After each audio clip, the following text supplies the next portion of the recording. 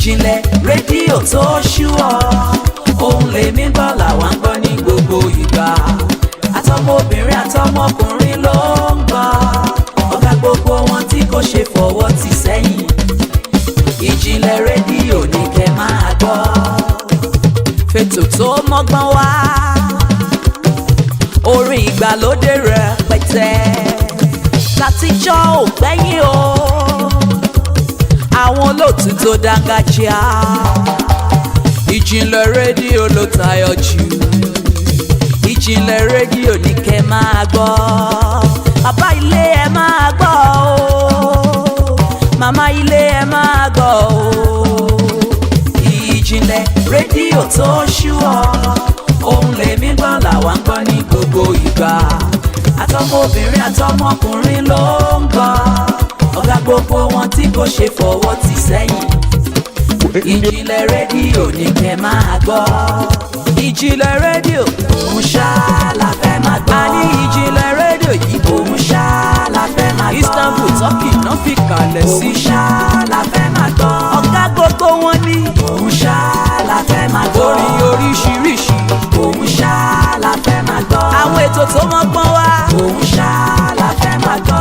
Ẹwà èdè ètò òun ṣá la fẹ́ máa gbọ́. Fàájì lóríṣiríṣi òun ṣá la fẹ́ máa gbọ́. Ìkànnì fáwọn ìràwọ̀ òun ṣá la fẹ́ máa gbọ́. A ní Ìjìnlẹ̀ rédíò òun ṣá la fẹ́ máa gbọ́. Mr. Black ló sọ wípé òun ṣá la fẹ́ máa gbọ́. BT Creator. Yorùbá ní mi tọkàntọkàn, ọmọ Odùduwà ní mí. Yorùbá ní mi tọkàntọkàn, ọmọ Odùduwà ní mí. Yorùbá ẹ ronú jinlẹ̀ o, ẹ jẹ́ a jọ fìmọ̀ ṣọ̀kan. Dúró lórí Odùduwà nation, òmìnira làwa ń fẹ́. Gbé kíni gbé kájọ gbé, láò fi délẹ̀ ilé rí. Gbé kíni gbé kájọ gbé, láò fi délẹ̀ ilé rí. Nẹ́kò mú olórin ẹ̀sìn, orí àǹdè mo tún dé. Omi balẹ̀ á nípa o, mi ò kí n kọrin lásán. Orin ọ̀tẹ̀ yìí nítumọ̀ òmìnira ló dálé lórí. Ọ̀rọ̀ ẹ̀sìn kọ́ ní tèyí, mi ò gbọ́rọ̀ ẹ̀sìn wá rárá. Àìlásọ lọ́rùn pàkà sówó lápérò fáwọn kan. Wọ́n fẹ́ máa tẹ̀ wá mẹ́rẹ̀ o, Yorùbá ẹ jẹ́ a gbọ́n. Odùduwà nation ló bá wa Yorùbá pátá. Yorùbá ti lé 70 million, wà lè dá dúró. Kí kálukú sọ̀rọ̀ lọ́tọ̀ọ̀tọ̀ ká mẹ́rẹ̀ ta ó jẹ́. Àìṣerú ẹ máa sọ wá dẹrú, ṣe ti gbọ́. Solidarity forever, solidarity forever, solidarity forever. We shall always fight for our rights. Yorùbá ní mi tọkàntọkàn, ọmọ Odùduwà ní mí. Yorùbá ní mi tọkàntọkàn, ọmọ Odùduwà ní mí. Yorùbá ẹ ronú jinlẹ̀ o, ẹ jẹ́ a jọ fìmọ̀ ṣọ̀kan. Dúró lórí Odùduwà nation, òmìnira làwa ń fẹ́. Gbé kíni gbé kájọ gbé, láò fi délẹ̀ ilé rí. Gbé kíni gbé kájọ gbé, láò fi délẹ̀ ilé rí. Lórí Yorùbá nation, ọ̀pọ̀ ìyapa ẹnu. Àwọn kan ní ká lọ, àwọn kan ní ká má yẹn lọ. Àwọn tó ní ká lọ, kí ni wọ́n rò, kí ni wọ́n rí. Wọ́n lóhun ló pè wá tí a ò fi ní jẹ wá mọ́. Àwọn tó ní ká má lọ, èrò tí wọ́n ní pé tọ́ba kún àtàbà lọ ò ṣe ta ni ó so lórí. Láàrin àwọn Yorùbá ṣé ìyẹn ò tún ní dogun. Èrò tèmi nẹ́kò, orí àǹdè akọrin. Tọ́ba pín wa tàbá lọ, tàbá lè fìmọ̀ ṣọ̀kan. Òun ló máa pín wá jù, tá ò bá fìmọ̀ ṣọ̀kan.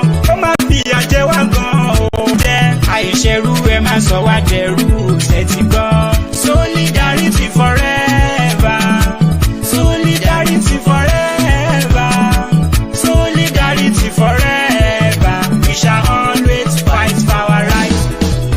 Yorùbá ní mi tọkàntọkàn, ọmọ Odùduwà ní mí. Yorùbá ní mi tọkàntọkàn, ọmọ Odùduwà ní mí. Yorùbá ẹ ronú jinlẹ̀ o, ẹ jẹ́ a jọ fìmọ̀ ṣọ̀kan.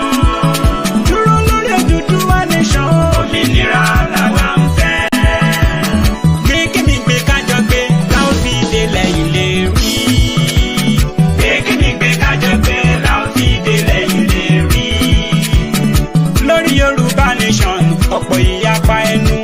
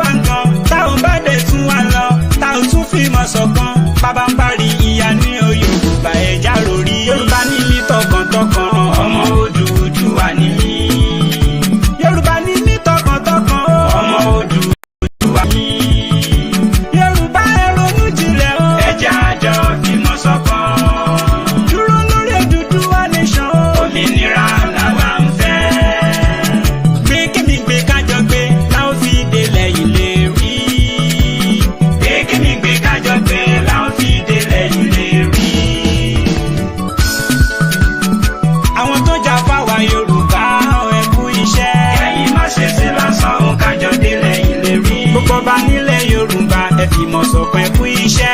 ẹ̀yin má ṣe ṣe lásán òun kájọ délẹ̀ ìlérí. Ìbà Gani Adams Ààrẹ Ọ̀nà Kakanfò ẹ mọ̀mọ́ kú iṣẹ́. ẹ̀yin má ṣe ṣe lásán òun kájọ délẹ̀ ìlérí. Chief Sunday Igboho ṣàkú iṣẹ́. Yorùbá ní mí tọkàntọkàn o. ọmọ Odùduwà ní mí. Yorùbá ẹ ronú jinlẹ̀ o. ẹ jẹ́ àjọ fìmọ̀ ṣọ̀kan. dúró lórí Odùduwà nation o. òmìnira làwa ń fẹ́. gbé kíni gbé kájọ gbé láwọn fi délẹ̀ ìlérí. gbé kíni gbé kájọ gbé láwọn fi délẹ̀ ìlérí. lórí Yorùbá nation ọ̀pọ̀ ìyapa ẹnu. àwọn kan ní ká lọ àwọn kan ní ká má yẹn lọ. àwọn tó ní ká lọ kí ni wọ́n rò kí ni wọ́n rí. wọ́n lóhun ló pè wá tí a ò fi ní jẹ wá mọ́. àwọn tó ní ká má lọ èrò tí wọ́n ní pé tọ́bákùn àtàbà lọ ò ṣe ta ni ó so lórí. láàrin àwọn Yorùbá ṣé ìyẹn ò tún ní dogun. èrò tèmi nẹ́kò orí àdé akọrin. tọ́bákùn wa tàbá lọ tàbá lè fìmọ̀ ṣọ̀kan. òun ló máa pé wájú tá ò bá fìmọ̀ ṣọ̀kan. ó máa fìyà jẹ wá gan o. ó máa fìyà jẹ wá gan. tá ò bá dẹ̀ tún wá lọ tá ò tún fìmọ̀ ṣọ̀kan.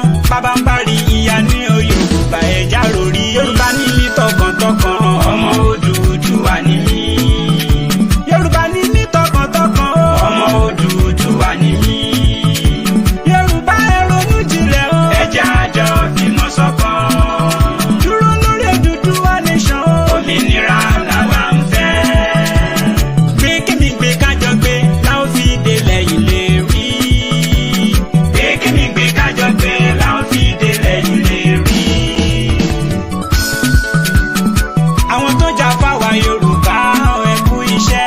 ẹ̀yin má ṣe ṣe lásán òun kájọ délẹ̀ ìlérí. gbogbo ọba nílẹ̀ Yorùbá ẹ fìmọ̀ ṣọ̀kan ẹ kú iṣẹ́. ẹ̀yin má ṣe ṣe lásán òun kájọ délẹ̀ ìlérí. Ìbà Gani Adams Ààrẹ Ọ̀nà Kakanfò ẹ mọ̀mọ́ kú iṣẹ́. ẹ̀yin má ṣe ṣe lásán òun kájọ délẹ̀ ìlérí. Chief Sunday Igboho ṣàkú iṣẹ́. ẹ̀yin má ṣe ṣe lásán òun kájọ délẹ̀ ìlérí. gbogbo South Governor ẹ mọ̀mọ́ kú iṣẹ́. ẹ̀yin má ṣe ṣe lásán òun kájọ délẹ̀ ìlérí. gbogbo ọmọ Odùduwà tọkàntọkàn ẹ kú iṣẹ́. ẹ̀yin má ṣe ṣe lásán òun kájọ délẹ̀ ìlérí. kẹ́yìn má ṣe ṣe lásán òun kájọ délẹ̀ ìlérí. kẹ́yìn má ṣe ṣe lásán òun kájọ délẹ̀ ìlérí.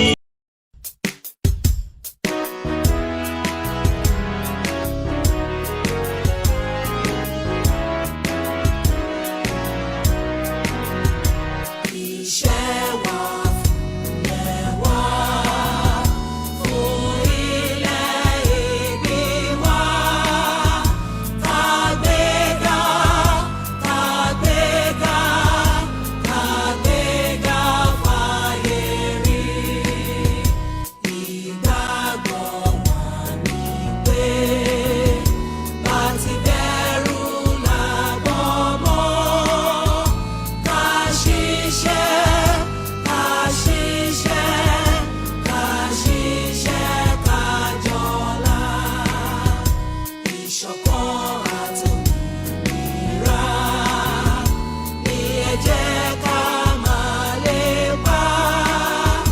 Tẹ̀síwájú fọ̀pọ̀ ire àtòhun tó dára.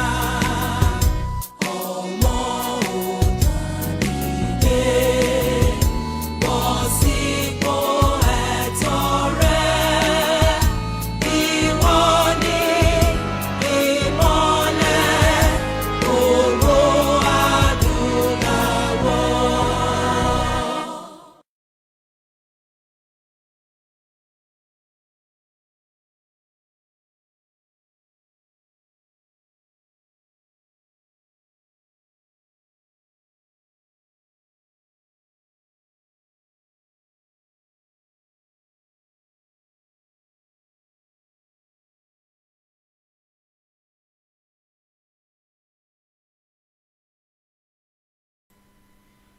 ẹ kú lé làákàrà lé ẹrì wá làákèrè ọ̀nà.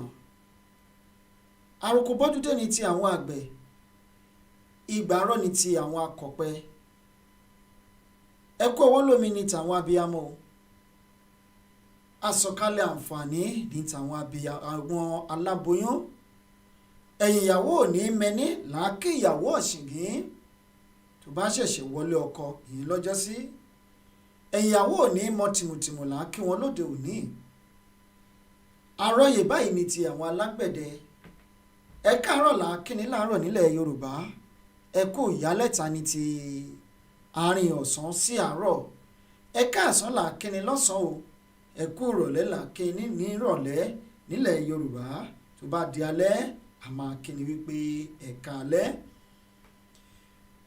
mo kí gbogbo wa wípé a kú dédé àsìkò yìí a sì káàbọ̀ sí orí ìkànnì yìí lẹ́ẹ̀kan sí lálẹ́ òní. Ìjìnlẹ̀ rédíò ni ẹ ti ń gbọ́ wá nílùú Istanbul lórílẹ̀‐èdè Turkey. ibẹ̀ ni a fi kalẹ̀ sí tá a ti ń dábẹ́ ẹ̀dùn tààrọ̀ bí òwe. orúkọ tèmi ò tí ì yí padà. Ìjìnlẹ̀ Marcus apèdègbàyè gbogbo ilẹ̀ Turkey. Guru Maharaji adẹ́rìn-pòṣónú Mr Sport aka bàbá onírùngbọ̀n yọ̀ọ́kẹ́. mo kí gbogbo yín pé káàbọ̀ sórí ètò lónìí. lọ́dọ̀ tí wọ́n bí aago kan òru ó kù ìṣẹ́jú 13 láwọn agbègbè ibòmíì wọ́n sì wà lọ́sàn-án o. àwọn agbègbè ibòmíràn wọ́n ti wà ní ààjìn pátápátá láwọn apá abìkan ní ilẹ̀ àgbáyé yìí wọ́n ti ṣe kíni wọ́n ti wà lálẹ́. ju gbogbo ẹ kú dédé àsìkò yìí. ojú tí ẹ fi wò wá kò ní fọ́ o, bẹ́ẹ̀ náà ni etí tí ẹ fi ń gbọ́ wá kò ní di láṣẹ Ọlọ́run ọba. Grace Olúṣòótọ́ akínyàn ẹ káàbọ̀ sórí ètò lónìí. ẹ̀yin lẹ́ni àkọ́kọ́ tí ó kọ́kọ́ tẹ àtẹ̀jíṣẹ́ ránṣẹ́ sí orí ètò yìí. wọ́n ní good evening to you Ògúnjìmí Marcus, all agitators, warriors, heroes, legends and everyone on board tonight. ẹ ṣeun púpọ̀ akínyìn ẹ káàbọ̀ sí orí ètò. yàwá Victoria Fáṣẹ́mọ̀ wọ́n ní ẹ kú ètò olóòtú. ẹ̀yìn Ìgbòho ni mo wà gbágbágbá o Oòduà gbè wá o kò ní í gbé ọ̀dàlẹ̀. àṣẹ wà mí bá mi ẹ̀ pọ̀. bàbá wa Oòduà ti dé akínyìn ẹ káàbọ̀ sórí ètò lónìí. Tẹ́rí Ọmọládé àmàkínyìn o ẹ káàbọ̀ sí orí ètò. yàwá Ìdáyàtù Múráìnà akínyìn ẹ kú dédé àsìkò yìí ẹ kú gbogbo ọgbà ẹ kú bójú ọjọ́ ṣe rí. ẹ̀yin èèyàn wa lónìí ẹ jẹ́ ká bẹ̀rẹ̀ lóníjẹ̀lẹ́ńkẹ́ ká kàn lọ agbami ètò nítorí adébíṣẹ́ má ṣe àgbà olè ní o. ìdí iṣẹ́ ní báyìí ni àmọ́nilọ́lẹ̀. gbogbo ìgbà tá a bá ti wà lórí ètò ní dédé àsìkò yìí ẹ ti mọ tí a máa ń tú wò ohun tí à ń gbéyẹ̀wò. kò sí ohun méjì tá à ń gbéyẹ̀wò bí kò ṣe ọ̀rọ̀ ilẹ̀ Odùduwà. ṣùgbọ́n ká tó tẹ̀síwájú lónìí àwọn kókó wà tí a fẹ́ fi tó wa ní etí ní ilẹ̀ Yorùbá àti àwọn nǹkan tí ó ń ṣẹlẹ̀ lọ́wọ́lọ́wọ́ àti ohun tí ó máa ṣẹlẹ̀. gbogbo ẹ̀ pátápátá la máa fi tó wa létí lónìí. ọmọ Yorùbá pàápàá jùlọ ẹ̀yin ọmọ Ìdànrè tẹ́ ẹ wà ní diaspora ẹ jẹ́ kí a parapọ̀ pẹ̀lú àwọn ọmọ Ìdànrè tí wọ́n kóra wọn jọ tí wọ́n sọra wọn di akọni ilẹ̀ Ìdànrè nílùú Yorùbá. ẹ bá fẹ́ darapọ̀ mọ́ wọn ẹ kàn sí wa lẹ́yìn ètò yìí. ẹ̀yin tẹ́ ẹ ti ń pè wá àdúpẹ́ lọ́wọ́ yín o, ẹ ṣeun àti kọ̀nẹ́ẹ̀tì yín mọ́ wọn. ẹ̀yin tí ẹ jẹ́ ọmọ Ìkálẹ̀ Ìlàjì Àpọ́yì lẹ́gbẹ̀ẹ́ kan náà ẹ kàn sí wa lẹ́yìn ètò kí a lè connect yín mọ́ the right channel kájọ gbalẹ̀ Odùduwà yìí. ẹ̀yin èèyàn wa nílé lóko lẹ́yìn odi ẹ máa bá wa share ètò yìí lónìí. mo ti gbìyànjú láti share rẹ̀ sí ọ̀pọ̀lọpọ̀ pílátífọ́ọ̀mù ṣùgbọ́n ṣe ni láàánú wípé o tí a fi ń mọ́nítọ̀ tí gadget a fi ń share program yìí ó dàbí ẹni wípé o fẹ́ dẹnu kọlẹ̀ díẹ̀. ẹ ṣé gan-an ẹ bá wa share rẹ̀. owó tí ẹ fi share ètò yìí kò ní kan ìsàlẹ̀ àpò. ẹ̀yin ìṣòwò oníṣòwò lónìí ẹni mi ò tí ì gbàdúrà fún yín.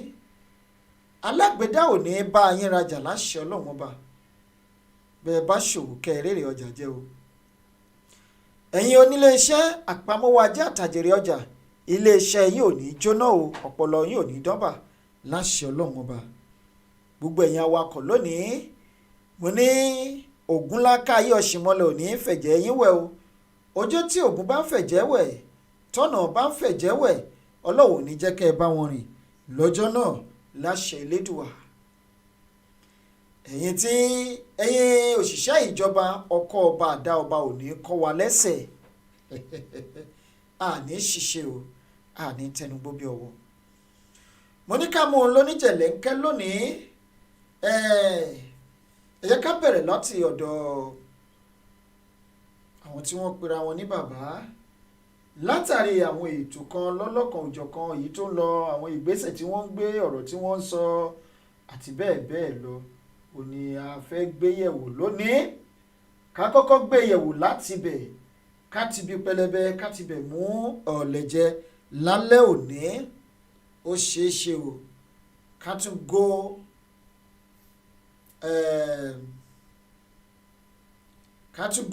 a little bit emotional. Ó ṣeé ṣe ká wà emotional lónìí, ó ṣeé ṣe kí a wà aggressive, ó ṣeé ṣe ká wà irrational. Tó bá ṣe wá náà ni a tún lè máa lò báyìí náà, ká máa lò lóníjẹ̀lẹ́ńkẹ́ lọ títí tá a máa fi parí ètò yìí.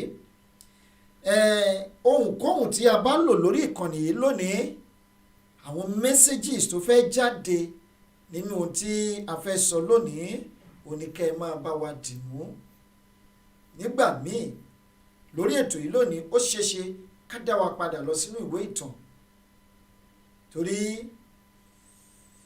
kí ni èèyàn máa fi ń kọ́gbọ́n, kí lèèyàn máa fi ń ṣe atọ́nà tàbí atọ́kùn nínú ìrìn àjò tó bá fẹ́ gbé àbí ìgbésẹ̀ tó bá fẹ́ gbé, yálà nípa ọ̀rọ̀ ẹnu sísọ ni, ìhùwàsí ni, ìrìnsí ni, ìṣesí ni, kódà nípasẹ̀ oúnjẹ jíjẹ àti omi mímu.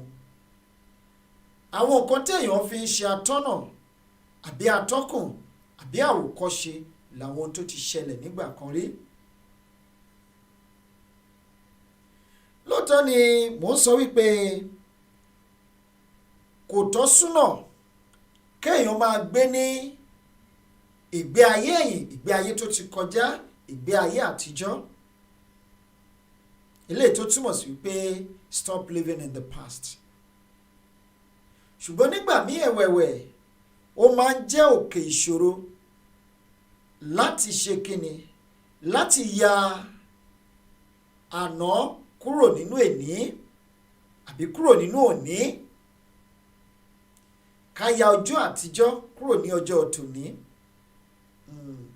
Ó máa ń jẹ́ òkè ìṣòro ńgbà míì, ṣùgbọ́n ẹ má jẹ́ kí gbogbo ìgbésí ayé wa kó máa jẹ́ báwọn bàbá wa ṣe ń ṣe lọ́jọ́ kìíní àná rèé. Ẹ jẹ́ káwa náà ó ṣe bẹ́ẹ̀. Ẹ má gbàgbé pé lọ́jọ́ kìíní àná, báwọn bàbá wa ṣe ń ṣe nígbà náà, kò sí ohun tó ń jẹ́ iná mọ̀nàmọ́ná. Ṣe ní ká máa lo ògùṣọ̀ àbí kí ni wọ́n máa ń pè é, iná fìtílà táwọn bàbá wa ń lò nígbà náà lónìí, ṣùgbọ́n iná mọ̀nàmọ́ná ti wà lónìí. Ká ní báwọn bàbá wa ṣe ń ṣe lọ́jọ́ kìíní àná ní kẹ́ ẹ jẹ́ ká máa ṣe é. Lónìí, láwọn ibi tí àwọn bàbá wa ò nígbàgbọ́ pé èèyàn ti lè gbàre ìrìn àjò, ló ti ṣeé ṣe lónìí nípasẹ̀ kíni, ohun tí àwọn olóyìnbó ń pè ní gbogbo níṣe tá a mọ̀ sí technology. Onímọ̀ ẹ̀rọ, a lè rìn lórí afẹ́fẹ́ lónìí, bẹ́ẹ̀ náà la lè rìn lórí omi, kì í ṣe orí ilẹ̀ nìkan. Láyé àtijọ́ ẹsẹ̀ làwọn bàbá wa fi ń rin ìrìn àjò, ṣùgbọ́n lónìí orí ìjókòó la máa ti rin ìrìn àjò tó bá jẹ́ ìrìn àjò oníbi ibùsọ̀ gbọ́ọ̀rọ̀gbọ́. Tẹ́ ẹ bá jókòó sínú mọ́tò, táyà ló kàn máa yí, ẹ̀yin kàn ṣáà jókòó sínú mọ́tò kí awakọ̀ máa tukọ̀ nìṣó. Àṣìwá ni pé báwọn bàbá wa ṣe ń fẹsẹ̀ rìn lọ́jọ́ kìíní àná, ẹni tó bá lówó tó ń gun ẹṣin àbí kẹ́tẹ́kẹ́tẹ́, káwá ní pé ẹṣin àmú kẹ́tẹ́kẹ́tẹ́ la fẹ́ dìbò fún lónìí. Aṣọ ọgbà la gbọ́dọ̀ máa dá fún ìgbà. Bẹ́ẹ̀ ni, aṣọ ìgbà òun la gbọ́dọ̀ máa dá fún ìgbà, gbogbo ọmọ Yorùbá pátápátá. nítorí náà kínní kan wà tó jẹ́ gbòógì tá a lè mú wá láti ẹ̀yìn wá sí àsìkò tá à ń sọ yìí òun ni àwọn olóyìnbó ń pè ní experience nǹkan tó ṣẹlẹ̀ lọ́jọ́ kìíní àná a lè mú wá sí òní àbí ńgbà míì náà torí kì í ṣe gbogbo nǹkan tó ṣẹlẹ̀ sẹ́yìn ló máa ń wà outdated àwọn ìtàn kan wà àwọn nǹkan kan wà tó ti ṣẹlẹ̀ sẹ́yìn ṣùgbọ́n lónìí ó ti di ìtàn nígbà tó da ìtàn yìí tán àwa lè mú ìtàn yìí ká fìtàn balẹ̀ ká fi tún ohun tó ti fẹ́ bàjẹ́ ká fi ṣe àtúnṣe àbí kó lè ṣí wa ní ojú kó ṣí wa ní ọkàn kó kọ́ wa lẹ́kọ̀ọ́ wípé ìgbésẹ̀ tó o fẹ́ gbé yìí o máa lẹ́yìn àbí tẹ̀síwájú àbí ìwọ náà tún èrò ara rẹ pa tó bá jẹ́ ìwọ nìkan ṣoṣo. mo rí àwọn àtẹ̀jáde kan àwọn fọ́nrán kan àwọn ohun kan táwọn bàbá kan ń sọ káàkiri ilẹ̀ Yorùbá lónìí àbí lẹ́nu ọjọ́ mẹ́ta yìí ẹ má bínú pé ọ̀rọ̀ tí mo fẹ́ tí mò ń gbìyànjú láti sọ láti àná èní ó dá lórí àwọn bàbá àti àwọn kan tí wọ́n pera wọn lólórí àti àwọn aráàlú tí wọn ò nígbàgbọ́ nínú ohun tá à ń ṣe yìí. Kí n tó lọ sórí fọ́nrán yìí ẹ̀yin èèyàn wa tẹ́ ẹ bá rántí arákùnrin kan tí ó wá sójú agbágbé ní nǹkan bí ọjọ́ bíi mélòó kan sẹ́yìn Sọjí ó mo láǹfààní láti bá a sọ̀rọ̀ lórí ẹ̀rọ ayélujára lónìí. Yorùbá bọ̀ wọ́n ní àìṣàlàyé ọ̀rọ̀ ló peléte ìṣáájú. Ọ̀rọ̀ wọn fẹ́ dàbí ọ̀rọ̀ ọ̀gbẹ́ni kan tó wà sórí ètò mi ní ọdún tó kọjá nígbà tá à ń ṣètò tó ń bẹnu àtẹ́lu àwọn nǹkan tá à ń ṣe tó dàbẹ̀ ni wípé ó lè bomi tútù sí ni lọ́kàn. Yorùbá bọ̀ ẹ̀yin àgbà náà ni ẹ má bínú ẹyẹ́tàn tó sàn akínyìn ẹ káàbọ̀ sórí ètò wọn ní pẹ̀lẹ́ ó lakọ̀ ó labọ̀. Sọjí ó wọ́n ti ń pè mí wọ́n ti fẹ́ pè mí tó bí ẹ̀mẹ́ta àbí mẹ́rin kó tó di wípé mo rí ìpè wọn. Àsìkò tí wọ́n pè mí gbẹ̀yìn mo wà nínú ìpàdé kan tá a jọ ń sọ̀rọ̀ nínú ìpàdé mi ò gbé kọ̀ nígbà tí mo wá ṣetán nínú ìpàdé ọ̀hún mo pè nírọ̀lẹ́ yìí náà ni. Nígbà tí mo pè ló wá ní ó wá bẹ̀rẹ̀ sí ní ṣàlàyé ara ẹ̀ mo ní wọ́n wá ní nǹkan táwọn sọ lórí ètò wípé kì í ṣe nǹkan tí àwọn mìíní nìyẹn o ṣùgbọ́n ìgbà táwọn táìpù ẹ̀ àwọn ò táìpù ẹ̀ tán mo ní tò àṣàlàyé ọ̀rọ̀ ló peléte ìṣáájú. Èkíní ni pé ọ̀rọ̀ tẹ́ ẹ sọ ẹ kàn fẹ́ fi discourage àwọn ènìyàn ni ṣùgbọ́n bẹ́ẹ̀ ṣe gbé kalẹ̀ lọ́kàn tiyín ẹ fẹ́ discourage àwọn èèyàn ṣùgbọ́n tẹ́ ẹ kọ ó discourage àwọn èèyàn ṣùgbọ́n ju gbogbo ẹ̀ lọ wọ́n apologize. Nígbà tá a wádìí lọ tá a wádìí bọ̀ wọ́n tún jẹ́ ìkan lára àwọn jagunjagun orílẹ̀-èdè Amẹ́ríkà. Torí náà ẹ̀yin ọmọ Yorùbá tẹ́ ẹ wà lókè òkun àfi ìyọ́nú Ọlọ́run bá bẹ̀ yín ẹ dìde. Ẹ má jẹ́ káwọn èèyàn ó dìde kó bẹ̀rẹ̀ sí ní gbé ìbọn kẹ́ ẹ tó jáde wá o lára àwọn advice mo fún Sọjí lélẹ́yìí. Ṣùgbọ́n ẹ̀yin ńgbà tẹ́ ẹ ti rí nǹkan tó ń ṣẹlẹ̀ àwọn mélòó a nílò multitude láti gba ilẹ̀ Nàìjíríà sílẹ̀ láti gba Nàìjíríà kalẹ̀. Ṣe rí ìgbésẹ̀ tó yẹ káwa gbé gan làwọn Fúlàní ń gbé lọ́wọ́lọ́wọ́ yìí eléyìí tí wọ́n pè ní guerrilla warfare ohun gangan làwa nílò lọ́wọ́ yìí ṣùgbọ́n àwọn gangan ni wọ́n wá ń gbé despite the fact pé wọ́n ní àwọn sójà àwọn air force àwọn navy àwọn ọlọ́pàá àti bẹ́ẹ̀ bẹ́ẹ̀ gbogbo security wà ní ìkáwọ́ wọn síbẹ̀síbẹ̀ guerrilla warfare ni wọ́n bá wa jà yìí tẹ́ ẹ̀ bá mọ̀.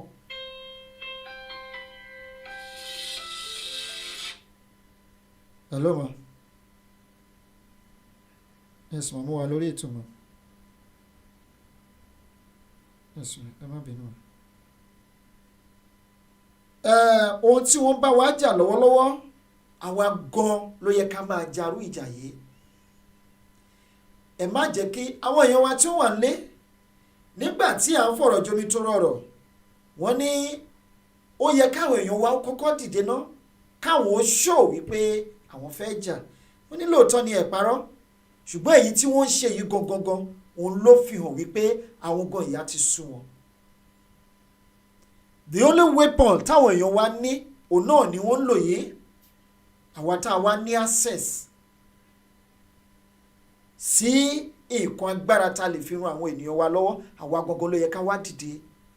ṣódìgbà tó máa mú ẹgbọ́n bí wọ́n ṣe kó ammunition sí Ọjọ́ta lọ́jọ́ sátidé ẹ wá mú àdá àbí sword àbí ẹ mú ṣakabula ìbọn ẹlẹ́ẹ̀fẹ́ fèsì wọn wàláì wọ́n ti pa yín jù. ṣùgbọ́n àwa lásìkò yìí kó tó di wípé wọ́n bẹ̀rẹ̀ sí ní pa wá bẹ́ẹ̀rẹ́bẹ́ àsìkò yìí gan ló yẹ kí ẹ dìde ká jà fáwọn ènìyàn wa ká gbà wọ́n là. ìyẹn jẹ́ ohun tí èmi àti wọn jọ sọ. Adeleke Ganiat amakinyo ẹ káàbọ̀ sí orí ètò lónìí ẹ̀yin èèyàn wa. ẹ ká wá padà sí ọ̀dọ̀ àwọn olórí wa. mo sì ń lọ sí ọ̀dọ̀ ọ̀rú àwọn ènìyàn bíi Uncle Soji o àwọn tí wọ́n sì wà lókè òkun tí wọ́n sì ní the same instinct the same insinuation. lóòótọ́ wọ́n ṣetán wọ́n support Yorùbá nation ṣùgbọ́n àlàkalẹ̀ wọn òun ló dàbẹ̀ ni pé ó fẹ́ mẹ́hẹ̀ létí wa according to nǹkan tí wọ́n sọ lénìí torí oníkùn ló mọ̀ ká gbà bẹ́ẹ̀. ẹ̀yin èèyàn wa wọ́n ní àgbà tó jìn sí kòtò ẹ̀yin àgbà lẹ sọ bẹ́ẹ̀ torí ẹnu àyín àgbà lóbi tí ń gbó ẹni ó kọ́ ará yòókù lọ́gbọ́n àbí bẹ́ẹ̀ kọ́. ṣùgbọ́n àgbà tó jìn sí kòtò tí ò kọ́ ará yòókù lọ́gbọ́n yìí àwọn tó ń bọ̀ lẹ́yìn tí wọn ò kọ́gbọ́n kí ni ká ti pèrò wọn. wọ́n ní ọmọdé ló ń ṣe ni ìjẹ́sàgbà máa ṣèyàn bí.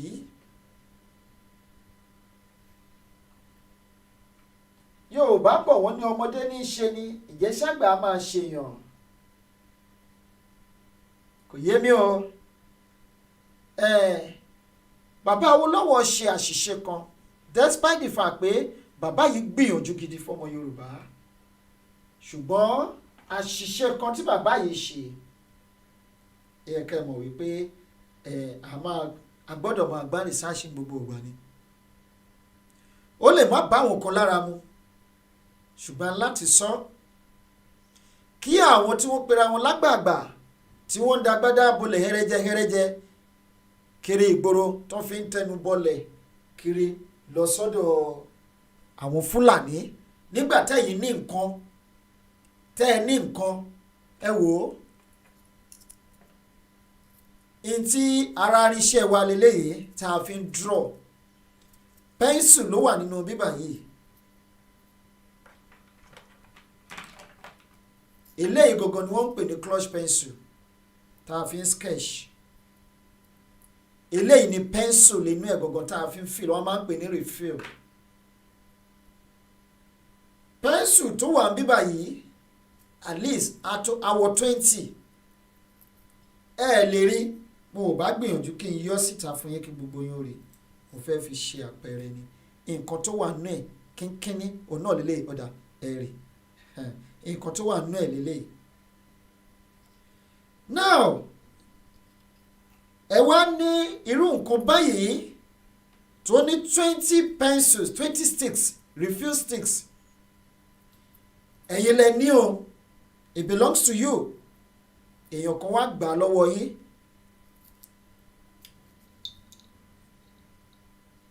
ó wá gbà lọ́wọ́ yín ó wá mú ẹyọ kan nínú ẹ̀ báyìí just only one out of 20 tó wà nínú ẹ̀ ó wá rọra kán kínkínní báyìí kínkínní ṣáàyìn lè rí ẹ lè rí it's just like a particle ó wá ní kẹ́ ẹ gbà ẹ̀yin náà wá tún dúpẹ́ lọ́wọ́ ẹ̀ ó wá mú gbogbo eléyìí tó kù wá kó lọ sínú ilé ẹjọ́ ta ló gọ̀ nínú ẹ̀yin méjèèjì. àwọn bàbá ni mo direct statement yẹn sí o kì í ṣe ẹ̀yin èèyàn wa lálùbáríkà tó wà nílé o ta ló gọ̀ nínú àwọn méjèèjì ẹjọ́ bọ́rọ̀ àwọn tí wọ́n pera wọn lólórí ilẹ̀ Yorùbá lónìí bó ṣe rí gangan nìyẹn. now bàbá Awólọ́wọ̀ gbìyànjú wọ́n jà fitafita fúnlẹ̀ Yorùbá àti fún òmìnira Nàìjíríà. bàbá Awólọ́wọ̀ lè rọ́jọ́ iwájú báwọn èèyàn ṣe ń wí ṣùgbọ́n wọ́n ṣe àṣìṣe ńlá kan tí gbogbo wa tá à ń dojúkọ lónìí tá à tí ì rí ọ̀nà àbáyọ. lóòótọ́ a ti mọ̀ wípé àṣìṣe ilé yìí o a gbọ́dọ̀ fi òpin sí ṣùgbọ́n èmi àti yín láàrin èmi àti yín a mọ̀ wípé bá a bá fẹ́ fòpin sí báyìí àfi ká tètè dìde. kò ní rọrùn àti ń ṣe lọ bẹ́ẹ̀ àmọ́ pé kò ní rọrùn àmọ́ pé kò rọrùn ṣùgbọ́n ohun tí mo mọ̀ tó dá mi lójú ni wípé bó kù ìràwọ̀ kan lójú ọ̀run ìràwọ̀ kan kó kù ìràwọ̀ kan sójú ọ̀run ọ̀rọ̀ Olúwa kì yóò lọ láìṣẹ. ó ní èmi gbé ọ̀rọ̀ mi ga ju orúkọ mi lọ. bẹ́ẹ̀ ni ó ní púpọ̀ ní ìpọ́njú olódodo. nígbà tí àwa bá wá ń rẹ̀wẹ̀sì ní àsìkò ìpọ́njú a jẹ́ pé ìgbàgbọ́ wa ò tí ì tó. ìyẹn wà bẹ́ẹ̀. ẹ wá béèrè pé àṣìṣe wo ni bàbá Awólọ́wọ̀ ṣe. ilé lọ túmọ̀ sí òwe táwọn Yorùbá sọ ẹ̀yin àgbààgbà ẹ̀yin bàbá wa mọ́nímọ́ní ọ̀mọ̀ràn tó mọ yín ògbìn nínú ìkara wípé àṣìṣe ò kọ́gbọ́n. àìmọ̀ rìn kórí ó má mì á mì ṣáá ni even kó jẹ́ ọ̀rọ̀ lásán là ń sọ orí gbọ́dọ̀ mì. káwọn àsopá wa rìn níbi tí a ti ń gbé ẹsẹ̀ tí ò rhyme tó wà even a lè gbé ẹsẹ̀ kan sí kòtò báyìí ká gbé kejì lórí gegele wà ní kórí ó má mì ó má mì. àṣìṣe lè túmọ̀ sí pé èèyàn ẹlẹ́ran ara ni bàbá wa Awólọ́wọ̀. àṣìṣe tí wọ́n ṣe yìí òun náà ni wípé wọn ò jẹ́ káwa ó lọ ńgbà tó yẹ ká lọ. a ti sọ ti Nnamdi Azikiwe. bàbá Awólọ́wọ̀ fẹ́ ká dúró de àwọn Haúsá ká lè jọ kọ̀wọ́ rìn wípé àìkọ̀wọ́ rìn ejò ló ń ṣekú pa wọ́n ìyẹn àwọn elédè tó bá yíra wọn. kí ni wọ́n pè ní orílẹ̀-èdè which is a country. orílẹ̀-èdè jẹ́ àkójọpọ̀ àwọn ẹ̀yà kan tí ó ní èdè kan àṣà kan ọ̀rọ̀ kan ìhùwàsí kan náà tí wọ́n dẹ̀ tún ní ìgbàgbọ́ kan náà òun ni à ń pè ní orílẹ̀-èdè. ohun tó bá ti yẹ nínú eléyìí ó ti di diversity yẹn ni pé àkójọpọ̀ àwọn orílẹ̀-èdè. bàbá Awólọ́wọ̀ kàwé ṣùgbọ́n Ọlọ́run fẹ́ ká kọ́ àwọn ẹ̀kọ́ kan ló ṣe jẹ́ kí irú eléyìí kó ṣẹlẹ̀. ká ní pé ó ti mọ̀ ni nígbà náà nígbà tí Nnamdi Azikiwe tó ń pàrọwà wípé kí Fúlàní ó darapọ̀ mọ́ wa àwọn Haúsá kò sí tó ń jẹ́ Fúlàní nígbà náà bàbá Awólọ́wọ̀ ìbá ti yarí kanlẹ̀ wípé a lè dúró dè yín o àwa ń lọ ní tiwa tẹ́ ẹ bá fẹ́ dúró àwa ti dá dúró ní tiwa o àbá má síbi tá a wà lónìí. ẹ má sọ pé ọ̀rọ̀ mi pọ̀ jù o ẹ má lọ́rọ̀ mi pọ̀ jù torí ó níbi tí mò ń lọ lónìí ó níbi tí mò ń lọ àbá farabalẹ̀ ká ṣe kẹ́ ẹ ṣáà máa bá wa lọ bá a ṣe ń bọ̀rọ̀ yìí bọ̀ lónìí ibi tá à ń bá ọ̀rọ̀ yìí lọ ayé yín tó bá yá oníbà àbá gbọ́ tẹyẹ ẹ̀gà àló ń pàtó. màá tún dá wa padà sínú ìwé ìtàn díẹ̀ tá a ti sọ ní orí ètò ìtí púpọ̀ nínú wa mọ̀. a ti ní ilé ìwé gíga tí à ń pè ní fáfitì kó tó di wípé kíni kó tó di wípé ẹ má bínú o ń ṣáàjì fóònù yẹn ni o charging point ẹ ò dá kó tó di wípé a gba òmìnira kó tó di wípé Nàìjíríà wà a ti ní agbẹjọ́rò nílẹ̀ Yorùbá kó tó di wípé orúkọ Nàìjíríà gan jẹyọ rárá a ti ń kọ́ ilé àgbà wá wò ó àgbàyanu kó tó di wípé a ti ẹ̀mọ̀ wípé a fẹ́ darapọ̀ mọ́ Nàìjíríà láti ilẹ̀ wá Yorùbá ò kì í gbé nínú igbó Yorùbá tẹ́ ẹ bá rí tó ń gbé nínú igbó ẹ lọ wádìí dáadáa inú igbó tó gbé yìí a jẹ́ wípé àwọn nìkan kọ́ ni wọ́n ń gbé ń bẹ̀ torí ìlú wà nílẹ̀ Yorùbá abúlé wà ahéré náà wà Yorùbá ò kì í gbé nínú ahéré ahéré ni abà tí wọ́n ń kọ́ sínú oko inú ogbó igbó inú ẹ̀gàn táwọn bàbá wa ti máa ń dáko nígbà tí wọ́n bá dáko tán tílẹ̀ bá ń ṣú díẹ̀díẹ̀ wọ́n á ní tá a bá délé ká tó rìn padà sínú abúlé a lè má ní agbára má tirẹ̀ wá ẹ jẹ́ ká kúkú dáná tó bá ti lọ bí aago méjì mẹ́ta wọ́n á ti sọ fún àwọn ìyá wa wípé kí wọ́n wọnú oko ẹ̀fọ́ àbí oko ilá oko ewédú oko bẹ́ẹ̀ oko ata wọ́n á já gbogbo ẹ̀ lọ lónìrànràn wọ́n á ní kàn lọ síbẹ̀ àwọn bàbá ti pẹran ìgbẹ́ inú ahéré yìí òun ni wọ́n ti máa dáná wọ́n ti máa gúnyán wọ́n á jẹ wọ́n á yó lẹ́yìn tó bá parí iṣẹ́ wọ́n á jẹ oúnjẹ tí àwọn ìyàwó ti sè sílẹ̀ iyán ni o ọkà ni o kíní kankan ni wọ́n á jẹ wọ́n á yó wọ́n á mú ẹ̀wù wọ̀ wọ́n padà sínú abúlé abúlé yìí ni a lè pè ní ìletò nílẹ̀ Yorùbá ká lè mọ̀ pé nípele Yorùbá ò kì í ṣe ará oko wọn ò kì í ṣe ẹranko kó tó di wípé àwọn òyìnbó gòkè odò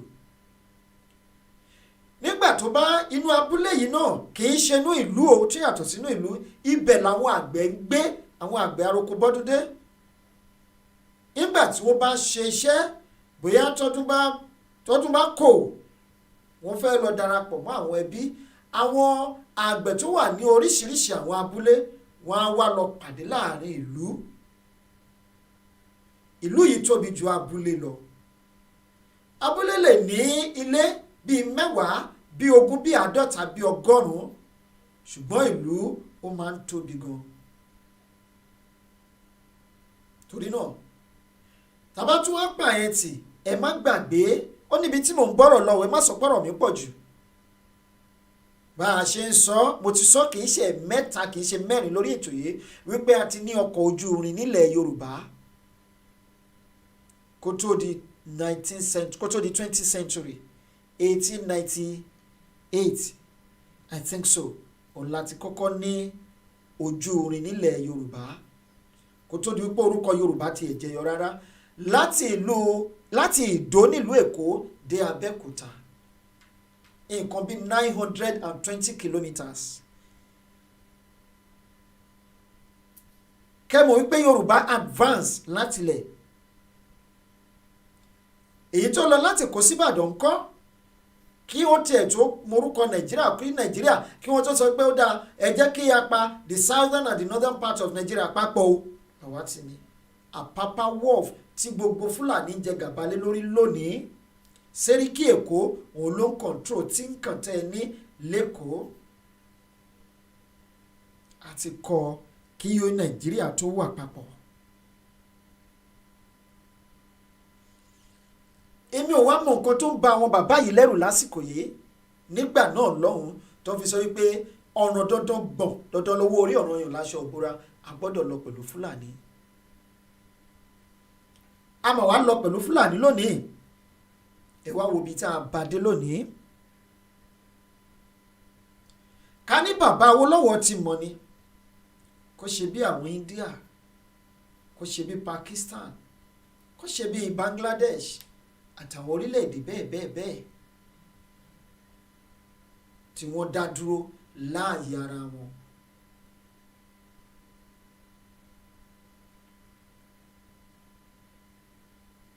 aṣọ ńlá kọ́ lèèyàn ńlá lọ́dún 1960 a mọ ipò tílẹ̀ Yorùbá wà according to wọn ò tí ì bí wa ń gbà náà kódà wọn ò tiẹ̀ mọ̀ bóyá ẹnìkan máa jẹ́ ìjìnlẹ̀ Marcus lọ́dún mẹ́wàá sásìkò tá à ń wíyé wọ́n ní Nigeria was the fastest growing economy.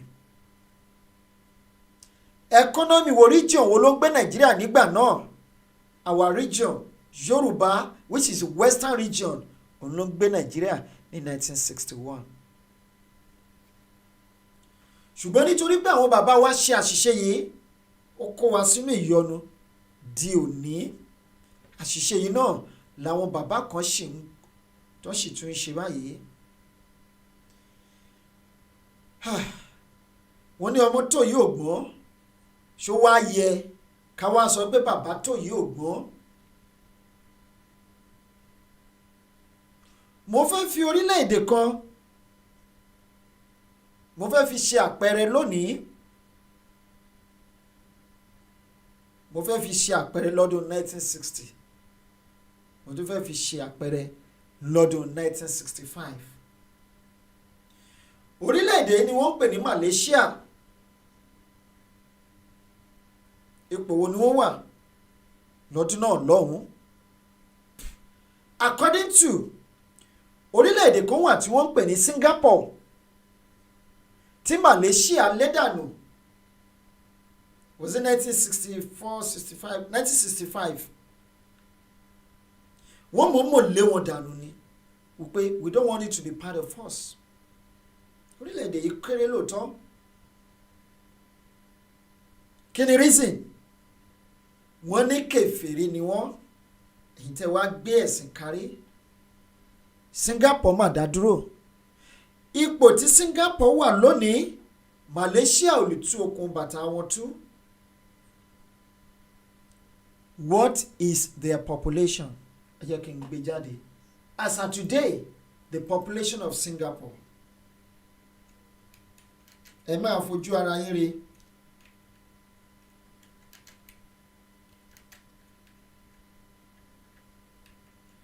Lọ́sẹ̀ tó kọjá ni mo sọ̀rọ̀ nípa orílẹ̀-èdè kan tí ó bá orílẹ̀-èdè Russia jà. Ẹ mọ̀ pé Russia òun ni the most populous nation ní gbogbo Europe. About 145 million people. But Finland was a little bit more than 5 million. Wọ́n dẹ̀ bá Russia jà stand still. Gbogbo ogun tí àwọn Russia ń gbé kò wọ́n resist ẹ̀. Finland is a country on its own now. Ẹ lè fi economy Finland kẹfìwé ti Russia as I'm talking to you today. Láíláí ó yàtọ̀ síra wọn. Now ẹ wá wo this country lénìí. Ẹ wo population wọn as at 2020. This is it. Àwọn tí wọ́n ń rò wípé tá a bá dúró pẹ̀lú Nàìjíríà wípé population ó la máa fi lágbára. This is it. This is the population of Singapore as at 2000. No, as at today. Because this is live. 5.9 approximately 5.9 million people in Singapore. How many Singapore ni wọ́n máa yọ nílẹ̀ Yorùbá ká ní pé àwa tá a wà labroad ní kàǹtì wa mọ́ wọn? How many Singapore can we remove from Yoruba nation or Oduduwa nation, whichever one tẹ́ bá like láti pè é? A máa yọ more than 10 Singapore in terms of population nínú Nigeria, nínú Yorùbá. Now ẹ wá wo level Singapore ní 1960 tá a gba òmìnira kí wá compare ẹ̀ sí èmi. Ǹjẹ́ ṣé ọlá wọn ń rewájú ní àbó ń padà sẹ́yìn? Ọlá wọn ń rewájú ni. Now ẹ wá wo situation condition Yorùbá ní 1960 kí wá wò sí èní. Ẹjọ́ ṣé ọlá wa ń lọ síwájú ní àbó ń padà sẹ́yìn? Wàláhì 1001% ọlá wa ń padà rẹ̀ yìí ni. You don't need anybody or any soothsayer to tell you this, that instead of progressing and digressing, instead of us to move forward, we are going backward by the day. Now, káwá kúrò ńbẹ̀. Ẹ máa di bí mo ṣe ń bá lọ o, torí ó níbi kan tí mo fẹ́ bá yàrá yìí já lónìí. Now there is a country very close to China. I think China is the most populous country in the world, or second most populous country in the world. Omele tó wà more populous nínú àti India. Now, orílẹ̀-èdè kan wà lẹ́gbẹ̀ẹ́ China tí wọ́n ń pè ní Taiwan. Population 2021. Taiwan population ní 2021 ẹ̀yin èèyàn wa. Orílẹ̀-èdè yìí tá à ń pè ní Taiwan yìí, ìjẹ́ṣẹ́ morú ogun tó jà pẹ̀lú China, over 1.4 billion people. Taiwan lónìí is one of the strongest countries in Asia. One of the strongest countries in Asia. And what's the population of Taiwan? This is it. 23 million, approximately 24 million. How many Taiwan can we remove from Yoruba nation? At least 3. At least approximately 3. Because we are over 60 million back home. Ẹ máa dé o ẹ̀yin èèyàn wa, ṣùgbọ́n kí ló tú wọn sílẹ̀ ni wípé wọ́n dúró lórí ẹsẹ̀ wọn wípé àwọn fẹ́ lọ, àwọn ò fẹ́ bá China ṣe mọ́. China bá wọn jà, àwọn náà dìde. In terms of population, yes, we know we are more populous than Fulani, but because they have this power, jù wá lọ, wọ́n ní access weapon jù wá lọ, which is ara wọn òbí tá a ti fọwọ́ ara wa ṣera wa nìyẹn. Now with our population, with the population káwá ní China of over 1.4 billion, kan wá yàlù 23 million, ó máa dàbí ìgbà tí erin tó kàn ṣubú lu ikú mọ́lẹ̀. Báwo ló ṣe máa rí? Ó máa parẹ́ yànga ni. Àbí ńgbà tí ọmọ lanke tó bá dúró de rélùwéè, kí ló máa ṣẹlẹ̀? Afọ́káyànga, but they stood on their feet, and they maintained their stand. Wọ́n shake, wọ́n yẹ. And there are some countries like that tí wọ́n dúró. Now, àwọn bàbá wa ti ṣe àṣìṣe yìí, yes. Ṣùgbọ́n ọpẹ́ lọ́wọ́ Ọlọ́run wípé Ọlọ́run ṣí àwọn ọmọ ní ojú láti lè mọrú àṣìṣe táwọn bàbá wa ṣe. Now, ìjẹ́ nígbà táwọn bàbá wa wọ́n ní àgbà tó jì sí kòtò lẹ́ẹ̀mejì, kí ni Yorùbá sọ pé ó ṣẹlẹ̀ sí? Wọ́n ní ojú ẹ̀ ló fọ́. Bí ojú inú ò bá fọ́, tìta ti fọ́, àbí bí ojú ìta ò bá fọ́, tinú ti fọ́. Torí tí ojú inú wọn ò bá fọ́, wọn ò lè ever ṣe mistake tí àwọn bàbá Awólọ́wọ̀ ṣe lọ́jọ́ kìíní àná. Now, ẹ ká wá wò ó. Mo rí àwọn àtẹ̀jáde kan àbí fọ́nrán kan tí ó ń jà rànràn káàkiri. Àwọn sọ pé àwọn bàbá Afẹ́nifẹ́re wọ́n ti sọ̀rọ̀ sókè.